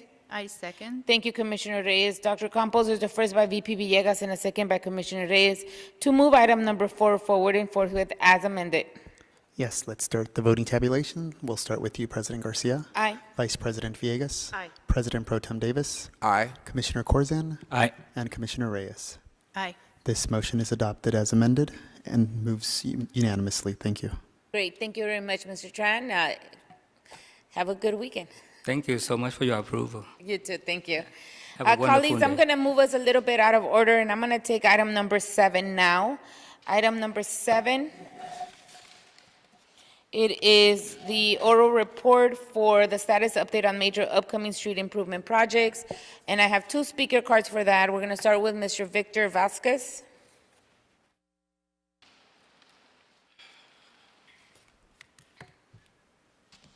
Thank you, ladies and gentlemen. I'll just make it brief and short and sweet. Being born and raised here in Los Angeles, I'm always looking at the big picture, at the projects and the future. My concerns are long-term for the city of LA. I actually worked for a contractor on the outside, and I helped demo the 6th Street Bridge. And I'm very proud to say that with street services, I actually paved the roads around the 6th Street Bridge. And from talking to the contractor that did that, he said, Victor, hold on, the 7th Street Bridge is probably next in the future, and we'll probably get that contract as well. Not sure how that's going along. Also, the new Clipper Stadium, you know, anytime they build something of that type of infrastructure, it requires something brand new, crispy. That's the final finish, which is the streets. The Olympic Village, I believe, is going to be on Main Street and Mission. That's the designated area. I don't know if things have changed. I don't know about the budget, but they better hurry up. And I was looking forward to work on that project as well. Anything to do with LA, you know, being born and raised, and take so much pride in, you know, telling my family that, hey, Daddy paved this street. You know, we're just trying to sustain. We're not asking for anything. You know, 7 days a week is not for everybody. It's not for the weak. But that's what I signed up for. I don't complain, and I'm speaking on behalf of these other people that are, you know, the 93.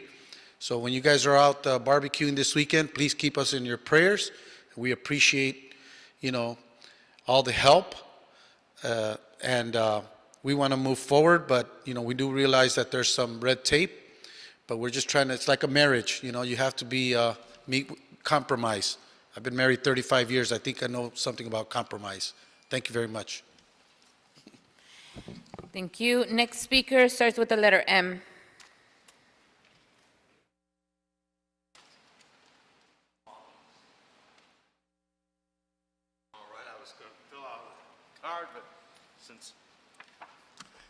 Okay, Mike Greenspan. Now we've got earlier all those people with public comment. They're all fired as of 11:59 tonight. So when the new month comes, those people are gone, and that's sad. Now these people suddenly became employees after all these years. Some frauds This is happened. item number 7, Street Improvement Project. Well, you fired the people that, like the previous speaker, they got fired. So therefore, we're going to have a new crew as of Sunday, technically, or Monday. And, well, they'll be off Tuesday. But we're going to have a new crew. And all these employees, suddenly you now owe a bunch of money to their pensions and everything else. Illegal employees, it's something these independent contractors that are suddenly employees, it's always been a pet peeve of mine, because that means somebody is dodging the taxes and the payments on the employees. It's called fraud. And the rest of the people, the law-abiding citizens, are the ones who pay the difference. Just the same concept, if we go stealing in the supermarket, the other customers have to pay for it. Somebody has to pay for it, and obviously we are paying the price. It's sad to see we have incompetent city attorneys. Of course, it's LA, I'm not surprised. Some attorneys are private practice attorneys, like my Please brother stay on was. topic.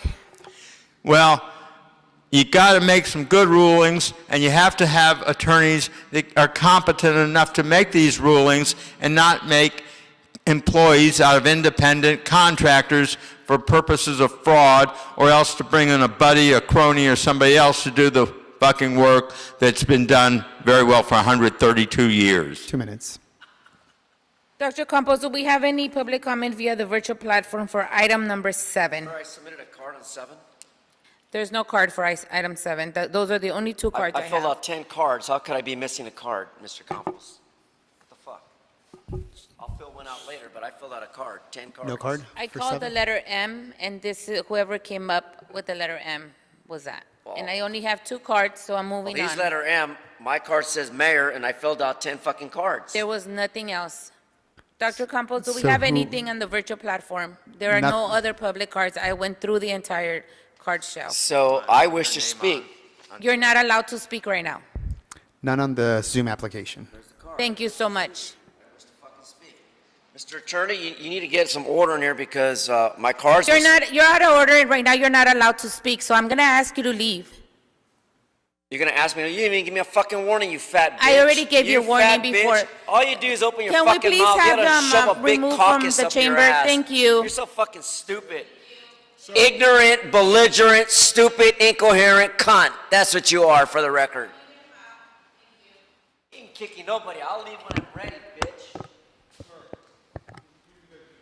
Yeah, I'm getting my shit because that fat. Public comment is now officially closed. Mr. Bingley, we're getting disrupted here. Mr. Bingalow? No comment.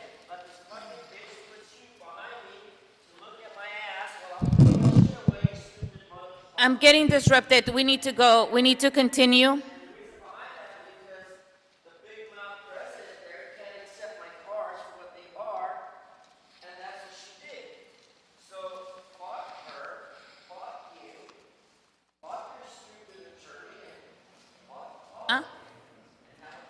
Okay, thank you. We need to continue, and you continue to disrupt this. Thank you very much. We need you out of this chamber.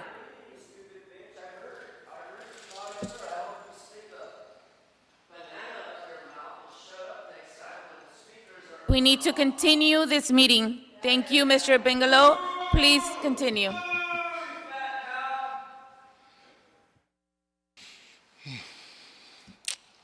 Good afternoon, President Garcia, Commissioners, Bureau Representatives, and Dr. Campos. My name is Paul Bingaman, Superintendent with the Bureau of Street Renewal Division, Streets LA. This information is being provided to keep the public informed on upcoming resurfacing projects and to minimize the impact on the community as well as delays.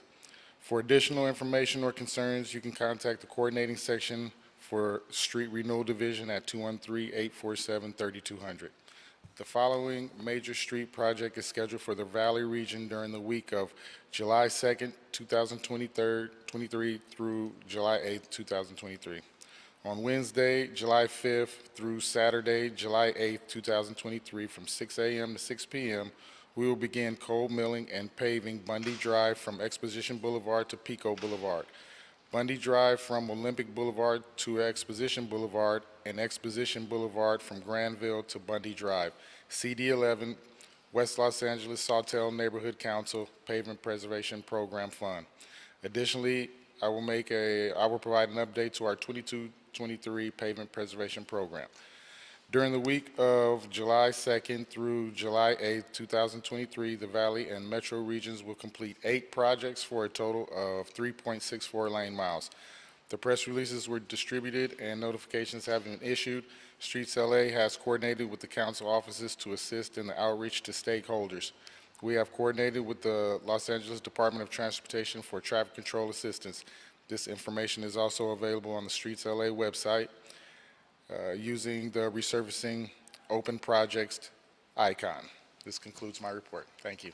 Thank you so much, Mr. Bingalow. Have a good weekend. You too. Sorry. Before anything, I'm sorry, I didn't ask my colleagues. Any questions for Bureau of Street Services? Seeing none, thank you so much. Have a good weekend, sir. Moving on to item number 5. This is a request from the Bureau of Sanitation and Bureau of Contract Administration in all council districts. I do have a speaker card, and Dr. Campos, I'm going to call it for the record. Mr. Mike Greenspan. Thank you, sir. Greenspan has left the building. Thank you very much. Public comment for item number 5. Do we have anything on the virtual platform, Dr. Campos? No, we do not. No. Public comment for item number 5 is now officially closed. This is a request from the Bureau of Sanitation and Bureau of Contract Administration in all council district. Request for proposal, electronic waste collection, transportation, processing, and recycling services, recommending the board to 1, authorize the director of the Bureau of Sanitation or her designee to distribute and advertise the transmitted request for proposals, electronic waste collection, transportation, processing, and recycling services. 2, evaluate the proposals and based on the established rating criteria, select and interview the most qualified proposer. 3, negotiate a contract with the most responsive proposer. And 3, return to the Board of Public Works for authority to award and execute any contract subject to mayor and city council approval prior to contract and execution. I feel like we are in the same conundrum as the other one. Dr. Campos, can you confirm that? When it comes to authorizing the Director of Sanitation, and then on the 4, it's returned back for us for authority. And I'll call you right now, Mr. Park. Yeah, I'm concurring with the, Fernando Campos, Executive Officer, I'm concurring with the recommendation to authorize the director to distribute and release the RFP, and then in this case, returning back to your board. So as written is okay. It's okay, got Yes. it. I just wanted to make sure if it was in the same scenario as we had earlier. Okay, Mr. Park, welcome. Good afternoon. Sorry, it's past like Good afternoon. getting ready for dinner now. Yes. Okay. Good afternoon, Commissioners. We Solid Resources Citywide Recycling Division seek approval from the board to release the RFP for e-waste collection, processing, and recycling services. This RFP holds a significant importance as it generates revenue and it's a critical funding source for the division's recycling program. We aim to maximize financial returns and ensure sustainable waste management practice by effectively managing e-waste recycling. The RFP outlines our requirements for the contractor who can handle e-waste, transportation, processing, and recycling from multiple city collection locations. Our goal is to partner with a company that demonstrates expertise in e-waste management and has a proven track records of operating in full compliance with the federal, state, and local regulations. It is important to note that this RFP will exclusively be open to car recycle authorized recyclers in California. The 19 registered companies on the car recycle list will be invited to participate in the bidding process. Once again, our objective is to secure a contract that generates a revenue and enable us to share the maximum rebates from various e-waste categories, such as covered electronic waste, non-covered electronic waste, computers, and miscellaneous e-waste. We will prioritize selecting a contractor who can achieve this while minimizing processing cost. Once we receive board approval, we will release the RFP and commence the competitive bidding process. This initiative is vital to the continuous success of our recycling program, our commitment to sustainable waste management. Now, I can address any questions and concerns you may have. Thank you, Mr. Park, for that. Any questions, colleagues? Commissioner Reyes. Just real quickly, because I know you indicated that there were no opportunities for CLC, the community level contracting opportunities in this specific contract, because they would need to be certified by the state of California as an active approved recycler. Can you describe that process? How tedious or lengthy is that process, and is there any step that we can do to make sure that there are indeed some CLC opportunities for small businesses to be certified and be educated as to what that process really entails?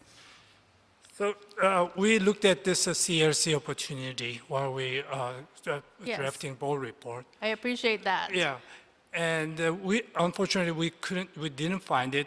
First of all, this is a revenue generating contract, and we're trying to maximize our revenue to fund our recycling program. So it is very important to have supporting the CLC program, but at the same time, this is our funding source for our program. So it is, we determined that the one prime contractors control the whole process of transportation and processing and other related activity to minimize, that way they minimize their operating cost that gave us the maximum revenue back to us. That's why we determined that CLC is not feasible at this time. But with one major contractor, you can also, I mean, that contractor can still be unbundled or unbundle, you know, the scope of work that it will perform, thus opening up some opportunities for CLC. If I'm I will look into that, yes. I'll look okay, into because I think that's how you should be approaching it, not just saying that it's because we need our revenue. I will do it. There is another side to that, which is, you know, the economic opportunity for those small businesses to participate in this major project. I will So make if you sure could look to at that, include please. Thank Yes, you. I will do that. Thank you, Commissioner Reyes. Dr. Davis? Yeah, I wanted to explore a little bit about our approach to the work. You mentioned that, you know, this is our revenue-generating project. Is it our opinion that smaller businesses are not reliable or valid in terms of consistency of productivity? First of all, the city generates over 2,500 tons of e-waste annually. And we're looking for a company can handle their capacity first. And the company who is authorized recycler, Sure. that's only the mechanism that state of California designed to pay the rebate. So only recyclers will receive the rebates, and we receive the rebates, we share the rebates with the recycler. State doesn't pay us directly. Now, when we look at the issue of transportation, how in fact do we engage the area of transportation in this RFP? It says electronic waste, comma, transportation, comma, processing and recycling services. To what end does transportation So get there's involved? 19 registered recyclers located throughout the state of California. Some are in Northern California, some majority in Southern California. All these companies, they're using the logistics trucking companies to come and pick up the e-waste from our safe centers and city facilities. And they do not own that many big-size semi-trailers, so they rely on the smaller trucking companies. So that's why we include the transport. They rely on the smaller trucking companies? I mean, they're utilizing the trucking companies to transport the e-waste. Okay. If Well, we have a group of truckers here in the Board of Public Works. I've been told, and I've been told that they might even be available. So I'm trying to challenge the administrative innovation, or maybe perhaps the lack of, those who are presenting in terms of how we might use community-level contracting towards looking at the various areas of work for which we have a request for proposals. So yes, we have a request for electronic waste collection, but we also have one for transportation. At least that's what this motion says. So I will to look that into it, end, yeah. I'm wondering why we did not imagine that community-level contracting could be a part of this. Because it very well could. Even though, as you stated in your premise of the argument, and you presented before us, that it's a revenue generating. The truckers certainly are valid, they certainly are reliable, and so they could be a vehicle by which we could realize our revenue generation. Just as one example, that's just one example for the purpose of this discussion. So my point is to Commissioner Reyes's discussion that community-level contracting very well could have been a part of us continuing our revenue-generating activity and implementing that at the same time. When we become innovative as we approach the Board of Public Works about these proposals like this. So moving forward, I would love to see some innovation on some of these proposals that come before us. You give us what you want, and sometimes we ask you to imagine what it is that we want. But very rarely do we ever realize from you guys who present what it is that we are looking for. Very rarely. Okay. I will look over and work on it. Thank you. Thank you so much, Dr. Davis and Commissioner Reyes. Agreed on all fronts on that end. So, but thank you very much for the work that you guys do. The Safe Centers are always something that we're very proud of. So thank you for that. Any other questions, comments, or concerns, colleagues? Hearing none, is there a motion on the table to approve item number 5 forward and forthwith? Sorry. So moved. Thank you, Vice President Vegas. Is there a second? Reluctantly second by Dr. Davis.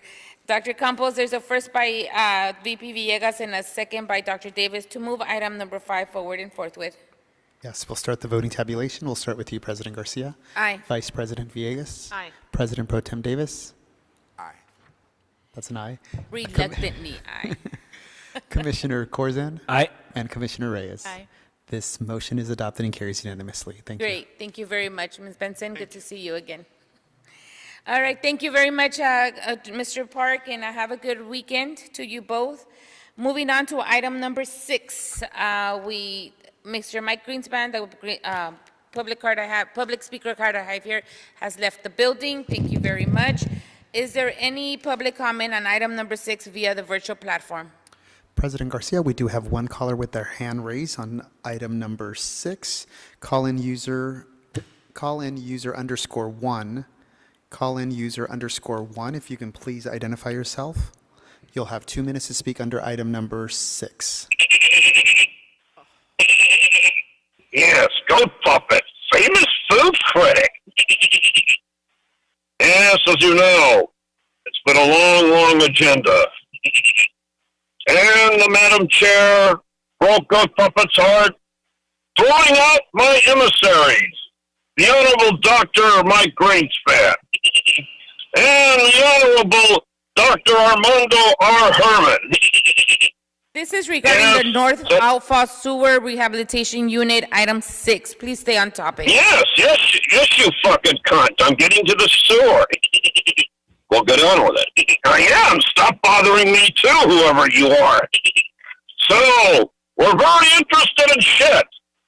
When you take a shit, you need to flush it. And when you flush it, it goes down into the sewer system, into the Board of Public Works processing facility, where then you have an overflow, and it goes into the Santa Monica Bay, where many wildlife, and Commissioner Davis can definitely attest to this fact, that many types of animals have choked on your drug needles and shit and more shit from downtown Los Angeles to the once beautiful pristine lane. Please stay We're on trying topic. to talk about shit, madam. We're talking about processing urine, shit, drug needles from the city of Los Angeles. That's what our sewers are for. What do? Do you go down in the sewers? You look like you go down in the sewers. I'm a goat. When I take a shit, I do it by a tree. Regarding And the let North nature dissolve Alpha it. Sewer Rehabilitation Unit. When you go and you take a shit, you have to have They're out fancy of topic. plumbing. You have to have 60 PSI to flush it down. You people are insane. Why don't you dig a hole, 2 minutes, shit thank in you. it, and piss in it? Thank you. Dr. Campos, that is the last of public comments. Public comments for item number 6 is now officially closed. Moving to item 6, this is a request from the Bureau of Engineering, the Bureau of Contract Administration, and Council District 13. Contract award for JR Pipeline Company, Inc., North Alpha Sewer Rehabilitation Unit 15, Petite Court to Marsh Street. Recommending the board to find the communication from Lucas Builders, Inc., dated on March 28, 2023, to be unmerited as discussed in this report. 2, declare JR Pipeline, Inc., first low bidder to be the lowest responsible bidder and award JR Pipeline a contract for this project for $17,338,375. And 3, authorize the president or two members of the board to execute the contract after approval as to form has been obtained from the city attorney. And this afternoon, we are here with Mr. Irvine to give us today's report. Thank you, President Garcia and the Board of Public Works. I don't want to repeat what you just said on the recommendation, so I want to start in by giving the background on this particular project. This project, we're looking at rehabilitating approximately 4,868 linear feet of the north outfall sewer, which is also known as NOS, and then we tiled it Unit 15 from Petite Court to Marsh Street. Petite Court is on the east side of the Los Angeles River, just north of Fletcher Avenue, and we are going south downstream across Fletcher to the DWP yard, or past the DWP yard to a power area right along the LA River, and then we're crossing underneath the LA River via a siphon to the west side of the LA River and continuing down to Marsh Street. And when we get closer to Marsh Street, we will be going underneath the MRC, Mountain Recreation Conservancy's property there, or a park there, okay? As part of this project, not only are we rehabilitating 42-inch semi-elliptical concrete sewers, but we're also doing 48-inch semi-elliptical concrete sewers. We will be assessing the siphon because it is difficult to view a siphon and look at the damages because it's always under flow. It's a high flow situation, so we'd have to take it offline to look at it, and we're going to assess it at that time. We will be removing and reconstructing a diversion structure, a transition structure, and 2 maintenance holes. In addition to this, we'll be modifying the 136-inch pressure maintenance hole frame and cover and adding new trap maintenance holes, 5 trap new maintenance holes. We're also looking at reconnecting existing 15-inch and 27-inch clay pipe and air duct lines. The contract was established at 640 days for this particular project. On March 15th, we received bids for this particular project, and it's attached as item number 1 as part of the board report. In there, we received, let me go back. The city engineer's estimate was $22,560,000 and $2,560,000 and $340. Sorry about that.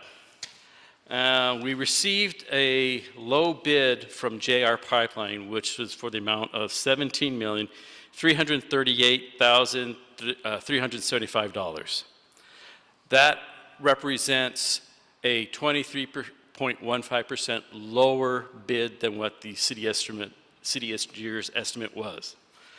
As part of this project, we received communications from Lucas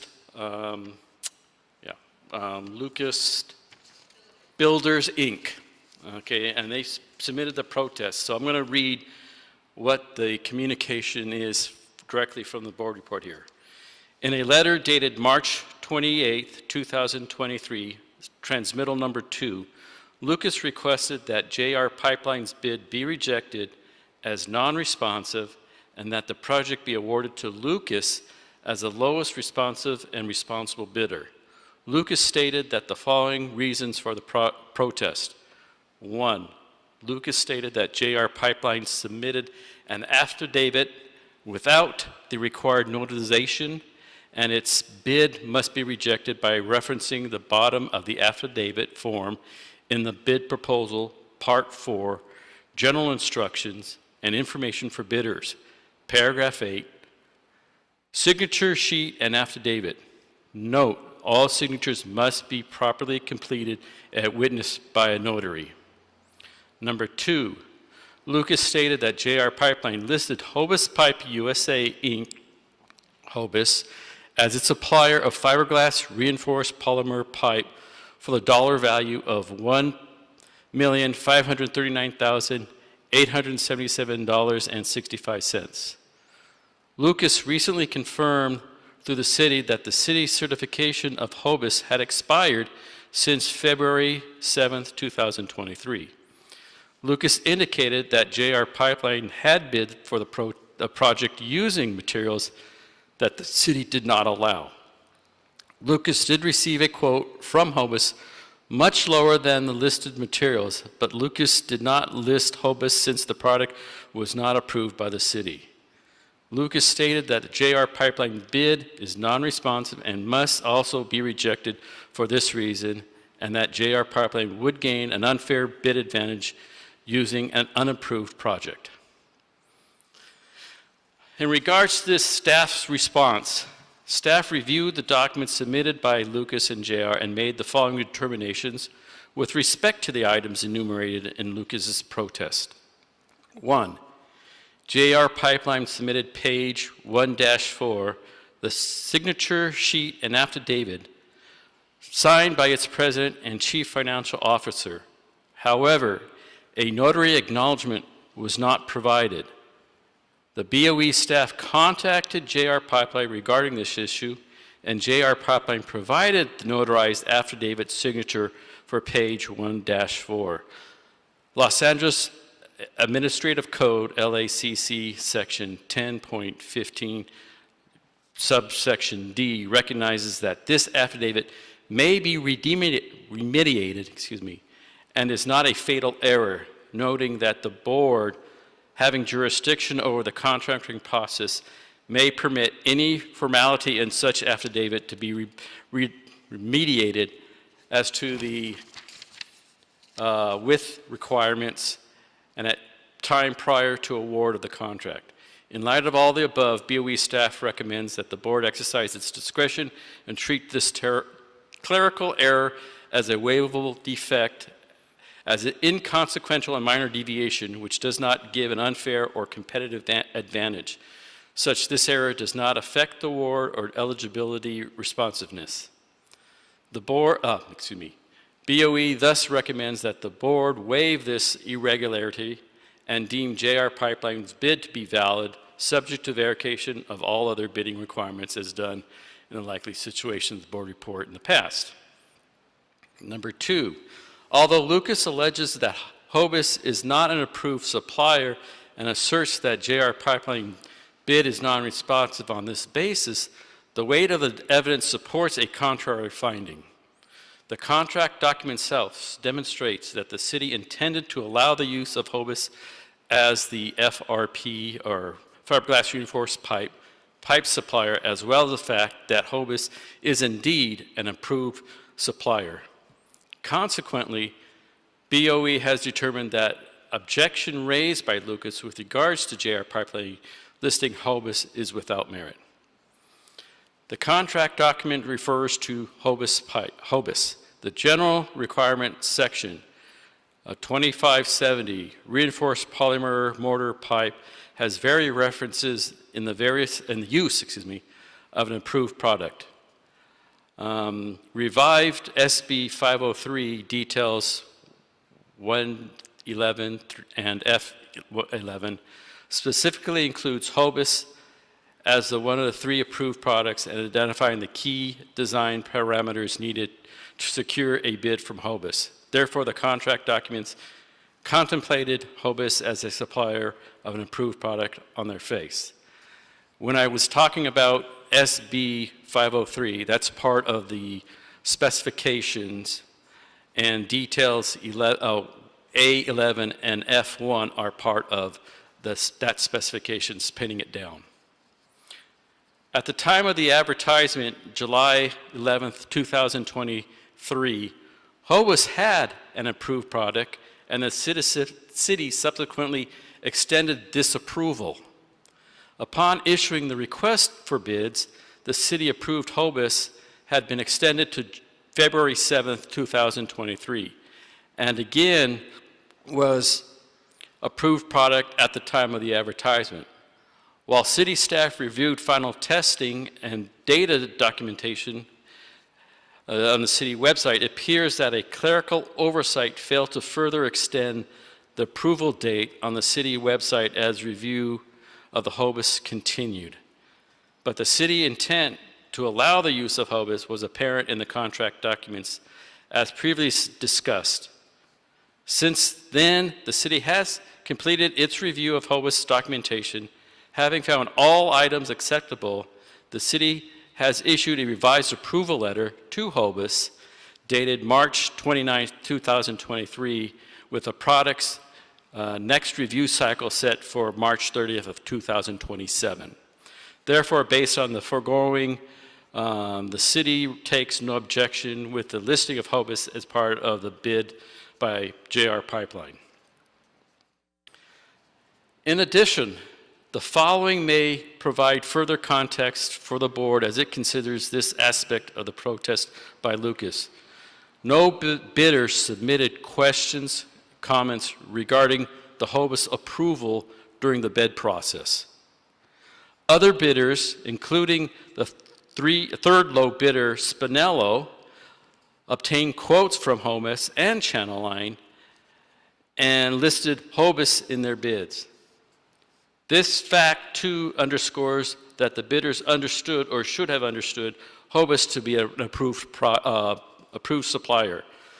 Finally, although Lucas did not provide a copy of the quote, it ostensibly received from HOBUS, its failure to list HOBUS would not have made a difference in order of the bids. Lucas' bid was $3,160,629 higher than JR Pipelines.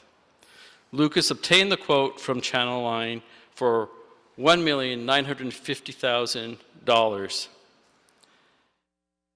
JR Pipeline obtained the quote from HOBUS of $1,539,877.65, arguing that Lucas would have received a similar quote from HOBUS or something in the similar range. The difference between this HOBUS quote and what Lucas listed for Channel Line is $400,122.35, which is less than the $3,160,629.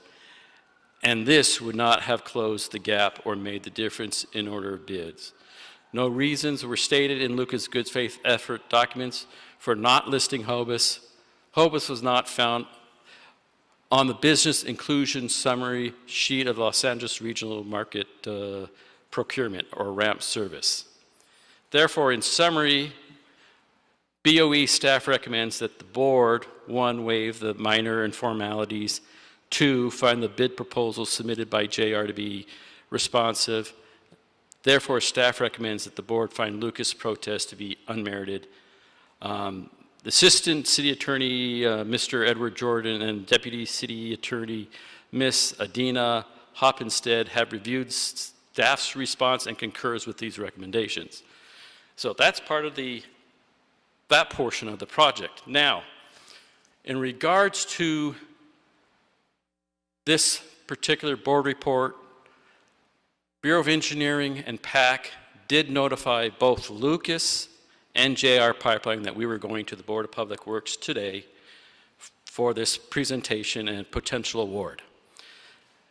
Bureau of Engineering did receive a response that JR would be in attendance, and we had JR on the line electronically at a time. BOE did not receive any response from Lucas that they would be attending. To continue with this particular project, we have the anticipated levels and the pledged levels. When it comes to the MBE, the anticipated level was 4%. JR pledged 5.3%. In regards to the WBE, anticipated was 2%, pledged is 0.94%. SBE anticipated is 25, pledged is 5.67. EBE 8%, anticipated, pledged 0.63%. DVBE anticipated 3, pledged 0.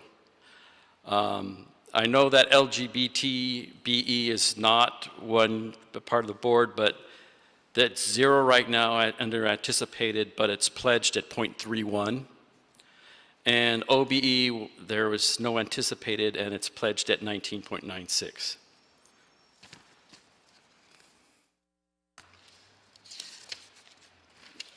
Also, to bring attention to you, this project is a project labor agreement project or program, the PLA program. Okay? In addition, as part of this project, JR and Lucas were requested by the City Bureau of Engineering to extend their bid bonds, which expired on June 13th, 2023. The contractors agreed to extend their bid bonds until July 14th, 2023. In regards to funding, the Program Review Committee of Bureau of Sanitation and Bureau of Engineering have agreed to the total budget of $28,319,923, including contingency for this particular project, back in February of February 13, 2019. And this is not an impact on a general fund, but is being funded by the Sewer Construction and Maintenance Fund. With that being said, this concludes my presentation. Is there any questions? Thank you so much for your thorough presentation, Mr. Irvine. Any questions, colleagues, on this item? Just for observation, you have a question? But just for observation, I just want to make clear, and I saw the bidder's sheet. JR Pipeline came in at a lower cost anyway, right? They were the first bidder to be at, I think, 23% below the city engineer's estimate? That is correct. Got it. And your bureau and contract administration went through the